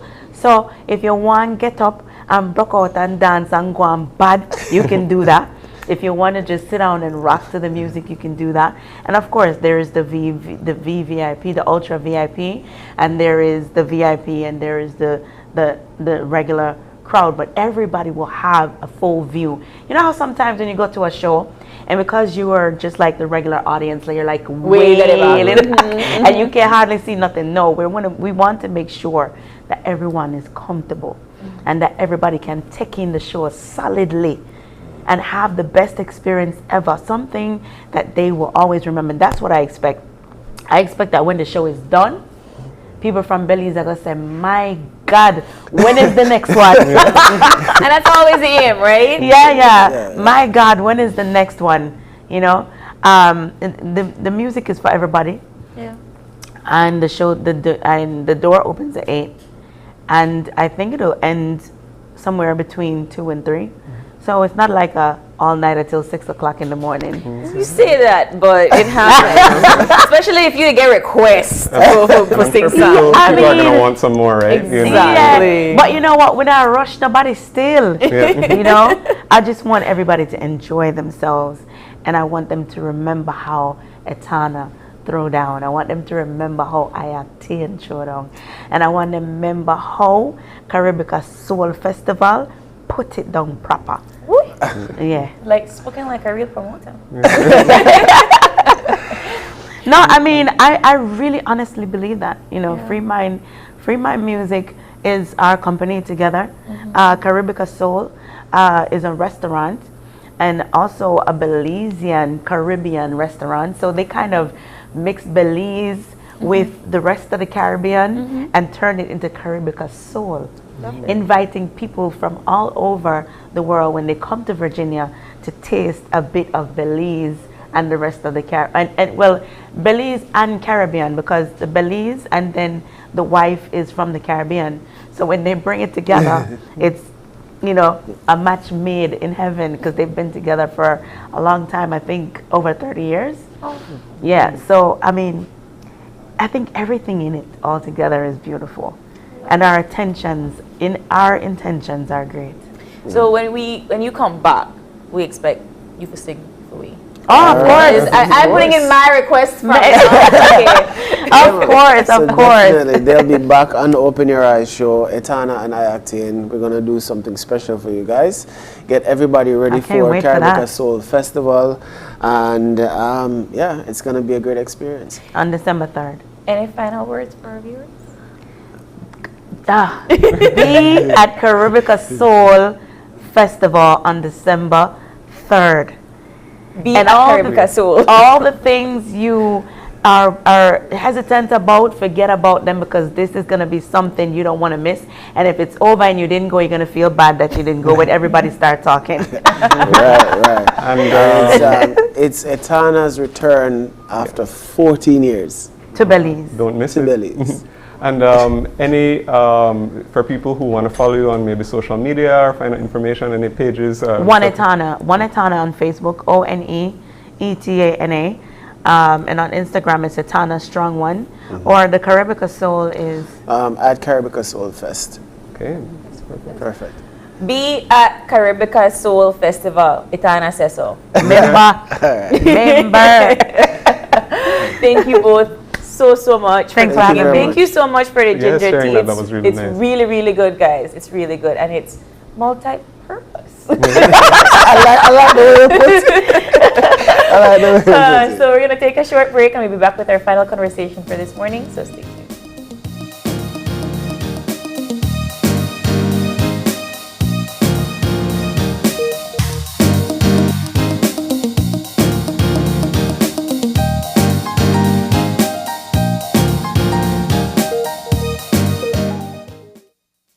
Hola usuario de eCash, la aplicación eCash está disponible en español.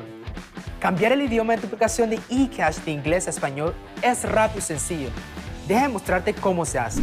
Primero, abre tu aplicación eCash. Introduce tu PIN. Toca el icono More en la parte inferior de tu pantalla. Selecciona Security. Selecciona Language. Y luego selecciona Spanish. Vuelve a introducir tu PIN y ya está. Tu aplicación de eCash está ahora en español y puedes seguir disfrutando de tu cartera digital eCash. La aplicación eCash de Belize Bank te hace la vida más fácil.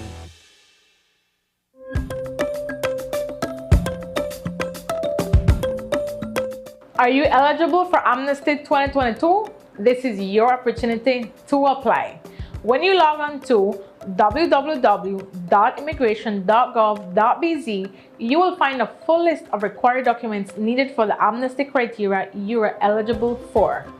Be sure to gather all general and supporting documents needed, including all necessary translations. Then, make your appointment online with any of our registration centers countrywide. There, you will submit your documents and complete the required interviews. Thereafter, an acceptance receipt will be provided. While you wait for a decision on your application, track its progress online and know when to make payment at your nearest government treasury office. Once completed, you will receive your permanent residence card, showing your legal status within Belize. Find out more about the Amnesty 2022 and how to apply online at www.immigration.gov.bz. Be prepared. The registration period will be from the 2nd of August to the 30th of November 2022. Belize Amnesty 2022. Let's continue to build Belize together.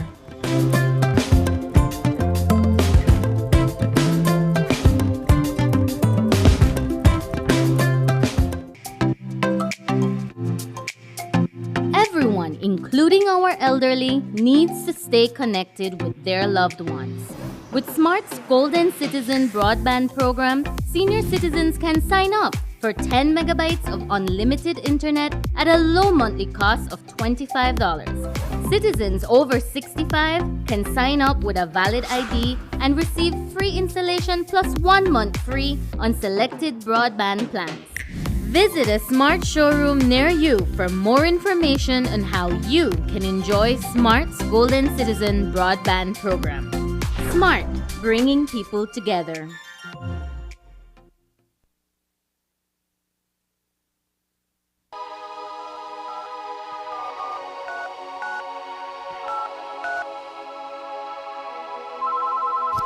Been drinking all night, feeling so high. Better not drive, won't even try. Been drinking all night, feeling so high. Better not drive, ain't gon' try. Been drinking all night, feeling so high. Better not drive, ain't I'm not going with ya. If you're drinking and driving, I'm not going with ya. People die every day, I'm not going with ya. I'ma find my own way, I'm not going with ya. It's okay, I'll wait. Even good people make mistakes. I don't wanna realize when it's too late. Drinking and driving is never safe. If you're drinking and driving, I'm not going with ya. If you're drinking and driving, I'm not going with ya. Been drinking all night, feeling so high. Better not drive, ain't gon' try. Been drinking all night, feeling so high. Better not drive, ain't gon' try.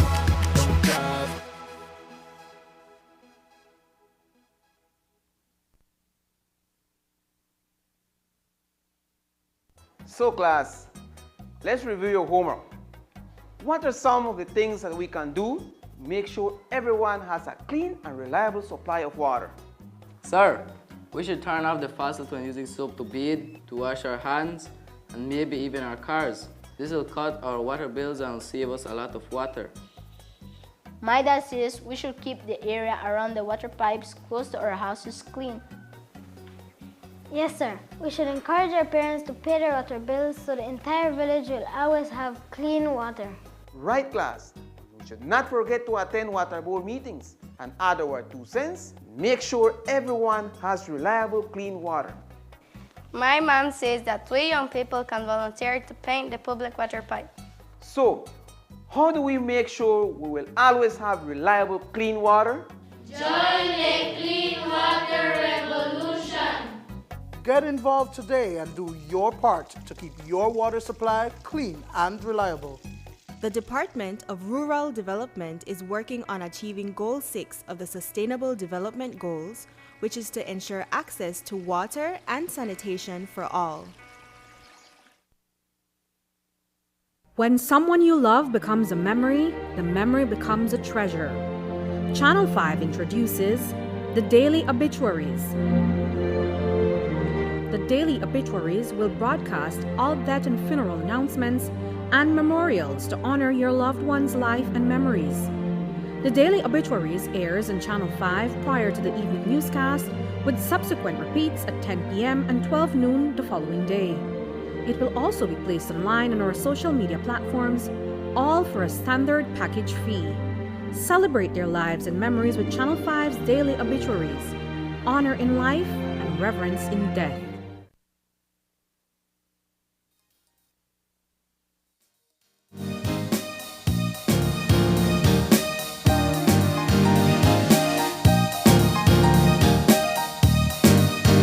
And we are back with our final conversation for this morning.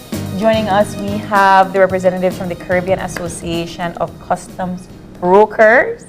No stranger to the show, Roy Fairweather, you were just here last week. The president of KCUB. Good morning. Good morning.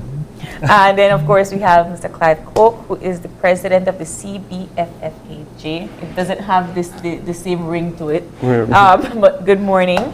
And we have Louis Ford, the president of the Barbados Customs Brokers Association. Good morning. Good morning. Morning. So you guys are here to give us a little bit of a synopsis of the conference that took place last week, Friday and Saturday. Give us a general overview. I would put it in one word, success.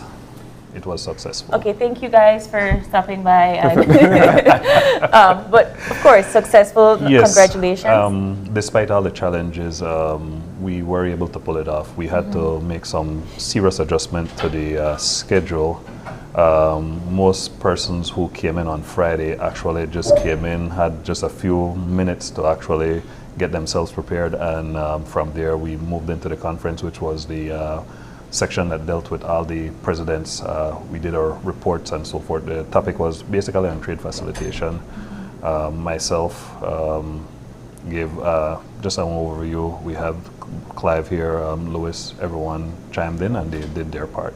On Saturday, that was when we had the opening ceremonies. That went pretty well. I have to say thanks to the Ministry of Foreign Affairs, with the Minister, Yamon Courtney, the CEO, Amalia Mai. We also had the Customs and Excise Department who gave, they did a speech likewise too. And of course, to everyone else who attended, we have the Chamber of Commerce and all the participants. So I am thinking that we covered some good grounds. Cardi also did a quick presentation for us and opened our eyes to some very important facts in terms of what they do research-wise and how we could move excess products that we have here in Belize within the CARICOM region.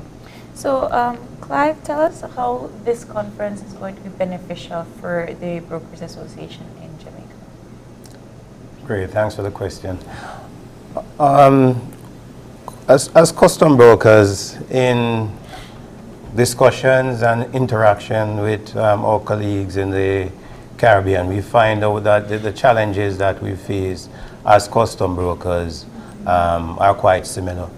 So as Delroy said, this conference has really been a success. We had custom brokers from throughout the Caribbean, Suriname, Barbados, Antigua, Haiti. So it was really a great forum for us to meet and exchange ideas and to really, we as custom brokers, we are very close to trade. We have years of experience and knowledge as to the know-how. One of the things which would really indicate to us as custom brokers that there's a recognition even from the WCO of the expertise and how we can actually help our nations is that the current chair of the private sector consultative group at the WCO, he's actually a custom broker. He's Mr. Jaime King from Mexico. So it's an indication. So we actually had a good contingent here from Jamaica, and it's all about while some of us may be at various stages in terms of the strength of our association, we do believe that coming together collectively can only augur well for the improvement of all of us as custom brokers. So we actually came here to share ideas and to learn for our colleagues from across the Caribbean, and I can certainly say it was a great success for us. Perfect. And Mr. Lewis, tell us about how, now with this conference, how we plan to continue to strengthen our trade routes with Jamaica, with Barbados, sorry. Barbados is pretty far to the east. Yes. As you realize. And Belize is pretty far to the west. Yes. So we both have difficulties with trading with each other, sure. Belize may find it easier to trade with Jamaica, which is closer. So hopefully they have that link going. And Barbados has its links on the other side of the world. As it relates to the custom brokers, though, our conference was a major part with education as well. Unfortunately, when you have to compact sessions because of the reprogramming, we weren't get as deep into some of the conversations as we would like. So we may have to redo some. We need to thank also the Sridhar Ramphal Center in Barbados from the University of West Indies who participated. And they promised to come back and extend some more. We also are at the stage, though, where some territories have managed to, the custom brokers have managed to get some legislation to protect themselves and protect the profession. We have a history of the customs departments trying to boss around custom brokers.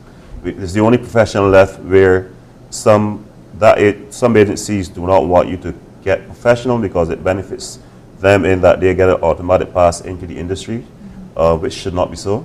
And that is one topic that rose its ugly head, in that there are some territories where the custom brokers feel almost threatened if they're trying to relieve themselves of that and get themselves into a professional organization. And that's a pity. So going forward, I think CACU needs to push stronger, be involved in every territory. Some don't need it as much. Some can share more with CACU than CACU can share with them. But we're hoping that we can get every territory in and lock down and custom brokers being a profession with its own regulations, like any other profession, are not being bossed around by customs officials. We had a conversation about direct trading.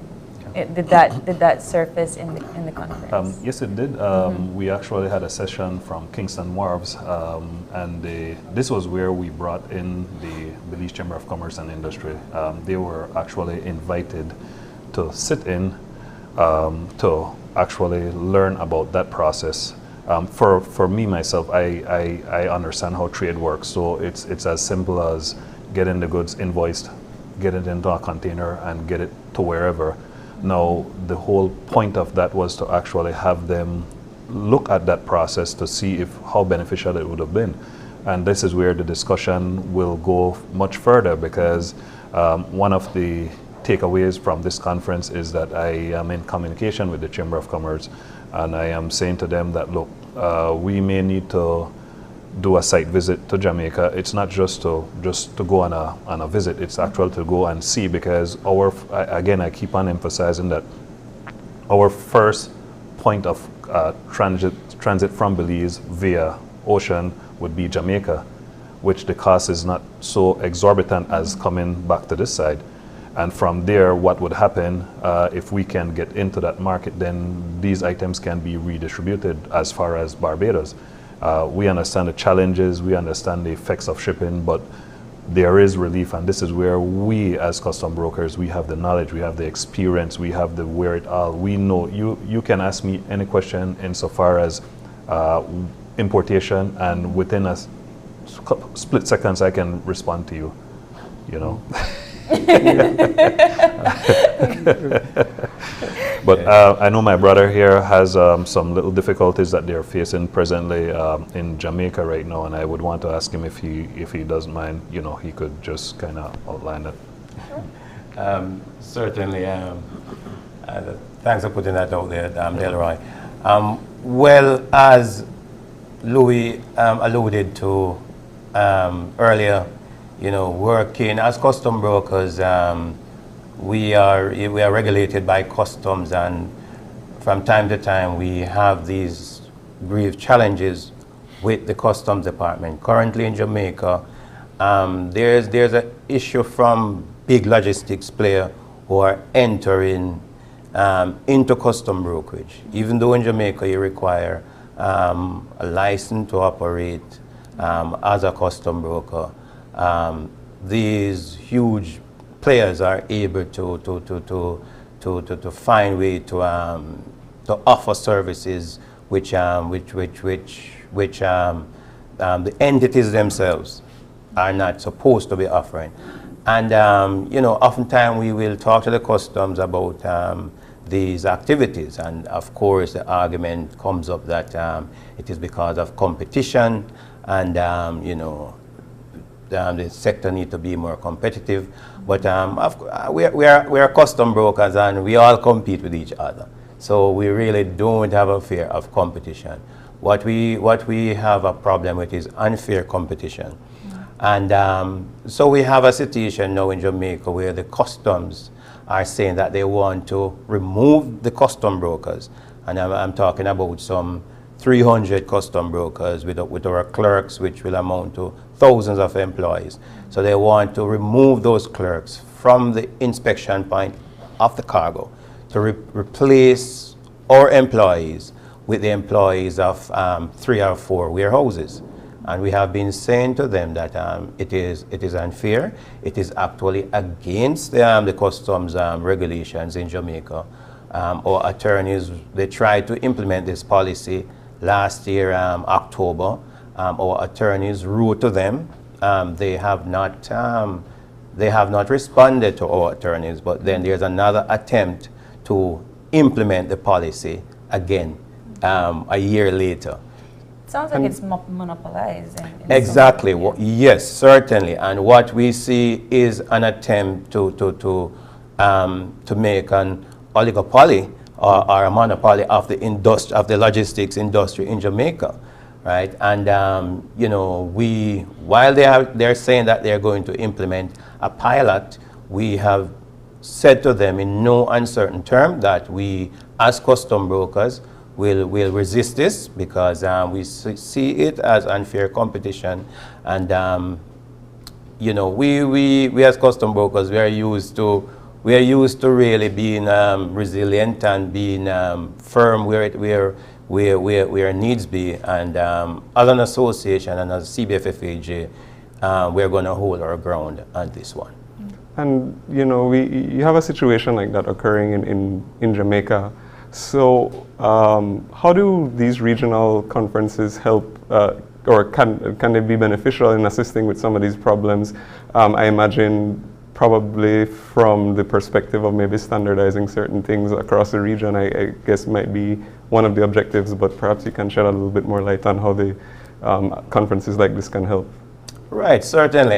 Yes, and it was certainly a help for us because then we would have discussed the approach from our colleagues across the Caribbean, and certainly for them, they are still very much a part of the process of the custom broker presenting the cargo to custom for inspection.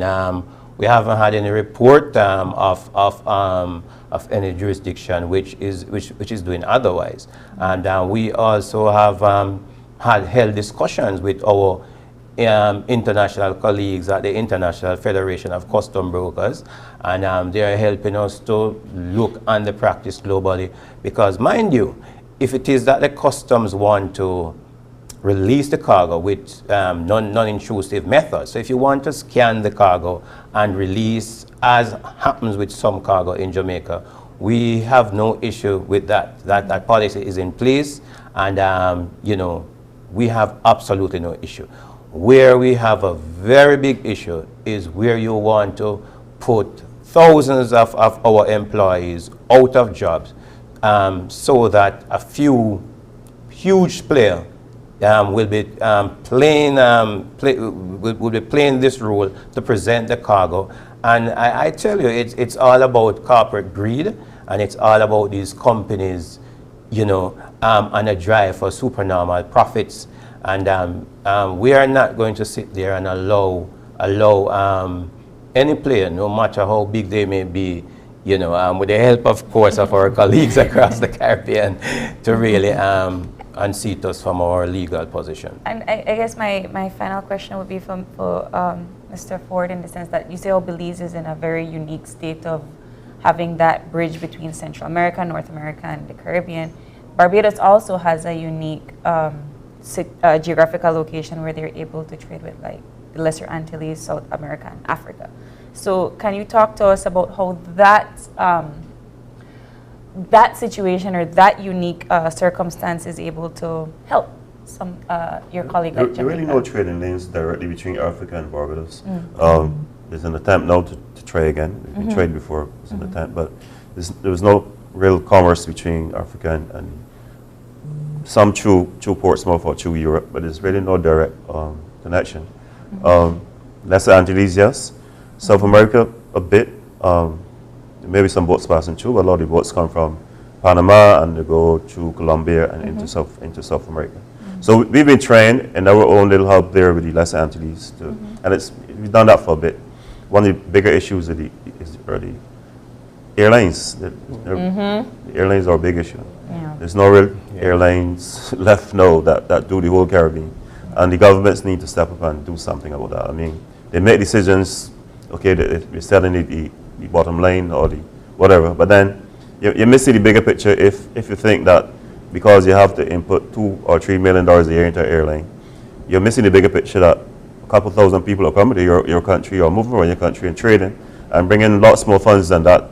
So we need to get the airlines sorted out, which may be able to move a lot of the produce faster, because a lot of what Belize has is fresh produce. Yes. You have a lot of it. Including bush, you also have a lot of fresh. Yes, we know. And that needs to be traded quickly, needs to get to destinations fast. And cargo routes via air are necessary. Yeah. And we think that is vital if we want to improve the trade. Cargo and people, because, you know, we want direct flights too. Just as last week, as I was alluding to the fact that what this conference has exposed is the difficulties, the many difficulties we are faced with. Do you think it's because of our various population sizes, or is it just due to a large monopoly of fuel and nobody wants to? Or just a history, or just, really, well, of how people have been doing things. Yeah. I think in the scope of the broader scope of things, we have Louis here who sits on various trade facilitation board within the CARICOM. He keeps on sending out surveys for us to complete, and I am imploring members of CACUB and even here in Belize to fill the information out, because when he take those information back, then that better informs. It's like we don't need to tell you the obvious, but seeing it in black and white, the situation that President Cook they're facing in Jamaica, that again will have to be tabled, because we had discussions about that, maybe not on camera, but while sitting and discussing, and there's a need for harmonization, because imagine here in Belize if that would be the case, that custom brokers and clerks are removed from that inspection point. That's a direct threat for border security, because you do not know what will be coming within those cargo, and then you have to hold someone accountable. And I know my friend here, Gavin, he's a trained attorney, and he would know basically, chain of custody and all that. So, it's not to say that we're trying to secure jobs, but we have to understand that this is an industry by itself. And if that would happen here in Belize, that would be devastating, because then we too have quite a significant amount of persons who are employed in this profession, and we cannot think or would even contemplate how that would affect us. But these are the things that the conference brought up. Like I said, some very good points were brought up. Again, we hear Barbados talking about the fresh produce. We do. So now we are going to tap into Cardi from their representative here who did her presentation, and it was very informative, extremely informative, because they actually can find where within the region requires certain commodities which we would have, and what this could do, all those persons who always have these excessive amount of crops. This is where the policymakers come in now, because we have the BAHA and the Ministry of Agriculture now. They will have to step up and say, okay, let's see how we could enhance this, and then they would come to us as the custom brokers and say, okay, do your part, and they'll do their part. So what is the next phase now? Now we've had this conference. What is next for CACUB and its collaborators? Okay, so what we did, we were supposed to have held an election for handing over. Antigua and Barbuda has expressed to us that they are willing to host the next biennial, which would be in 2024, I think. Yeah. We are planning on having a follow-up conference here next year. Of course, we will start working on all the logistics from now, because what we have learned right now, that yes, whereas we were preparing, there were certain little issues. So next year we will be hosting next conference here, because we want to keep the momentum going. Like I said, Belize is planning on, and it's just in thought so far, sometime in November we are hoping to go to Jamaica to look at the facilities there, meet with the custom brokers. We will be having monthly meetings every Thursday of the month, the first Thursday of every month. And then we're going to start putting all the takeaways from this conference and action items, basically, and we need to get them resolved. So when we have our first meeting, we have a list of items that we need to ensure that are completed. The following month, these need to be addressed likewise. So CACUB will start playing that active role where we will have to, similar to how Belize would send a protest note to wherever, when we're faced with a certain situation. That is what we'll be doing. Advisory point: no conferences during hurricane season. But I applaud your efforts and your success. I wish you the best of luck. Is there any final thoughts for our viewers this morning from Jamaica and from Barbados? Yes. Just to add that the monthly meetings is gonna be online. Yes, right. Because as much as we enjoy these, right. So thanks to Zoom and the other virtual platform, we'll be having those monthly meetings, and we certainly think that this would build to the synergy of CACUB The conference, as I said, we were delayed due to COVID, and you know, it was such a pleasure to be here to really see our colleagues face to face again. Right, so we're certainly looking towards those monthly meetings. The discussions will continue, and it can only speak well to the development of trade within the region. As I said, as custom brokers, we have so much experience, and you know, with all of us being there, exchanging ideas, getting the policymakers in our local jurisdiction to come on board, it can only speak well for the improvement of trade within CARICOM and between all our nations. Support? Belize is a beautiful place with beautiful people. And somehow the food and the atmosphere will have energized the custom brokers who are here to want to do it again. So we want to thank you for that, and we want to praise Belize for having this conference first for a long time. Well, we'll send you some bush. And one last thing, yeah, just to wrap up, we'll definitely, one of the next takeaway from the conference is that Belize will now seek membership with the IFCBA, which is the International Federation of Custom Brokers. Training. You know, we need to be trained more. We need to be aware of what's happening outside of the region, because we tend to operate within this little bubble. And I want to thank President Koch for giving us that invitation to that first training that we did 2 Saturdays ago. We sat down for 6 hours, and trust me, it was worth it. We didn't 6 hours? Yeah. Okay. We didn't even realize that time. Yeah. And that's how interesting this field of work is, because when you get into it, you just do not want to stop, you know. Well, gentlemen, I would like to continue the rest of this conversation, especially with the fresh produce to Barbados, because I have agriculture questions. But we have to go. Thank you all so much. Thanks to you too for having us. Safe travels back home to you, gentlemen. And with that, we're going to wrap up our show for this morning. But before we do, we have a birthday shout out for our very friend. Actually, you know what, Jan, thanks for the notification on time. We want to say a very, very special happy birthday to Jason Badillo. And that is coming from your friends at Bowen. John has sent his request for you, and of course from your family. So have a lovely, happy birthday, Jason. Wishing you a wonderful day from us here at Open Your Eyes. And if you have a birthday shout out or just questions and comments, you can always drop us a line right here, OYE at channel5belize.com. Or you can find us on our social media, or Facebook at Open Your Eyes BZ, and on Instagram at OYE Belize. All right, now you tune in tomorrow when you open your eyes. Start your morning right. Be sure to keep your eyes, your minds, and your heart open. Have a safe day. Goodbye, Belize.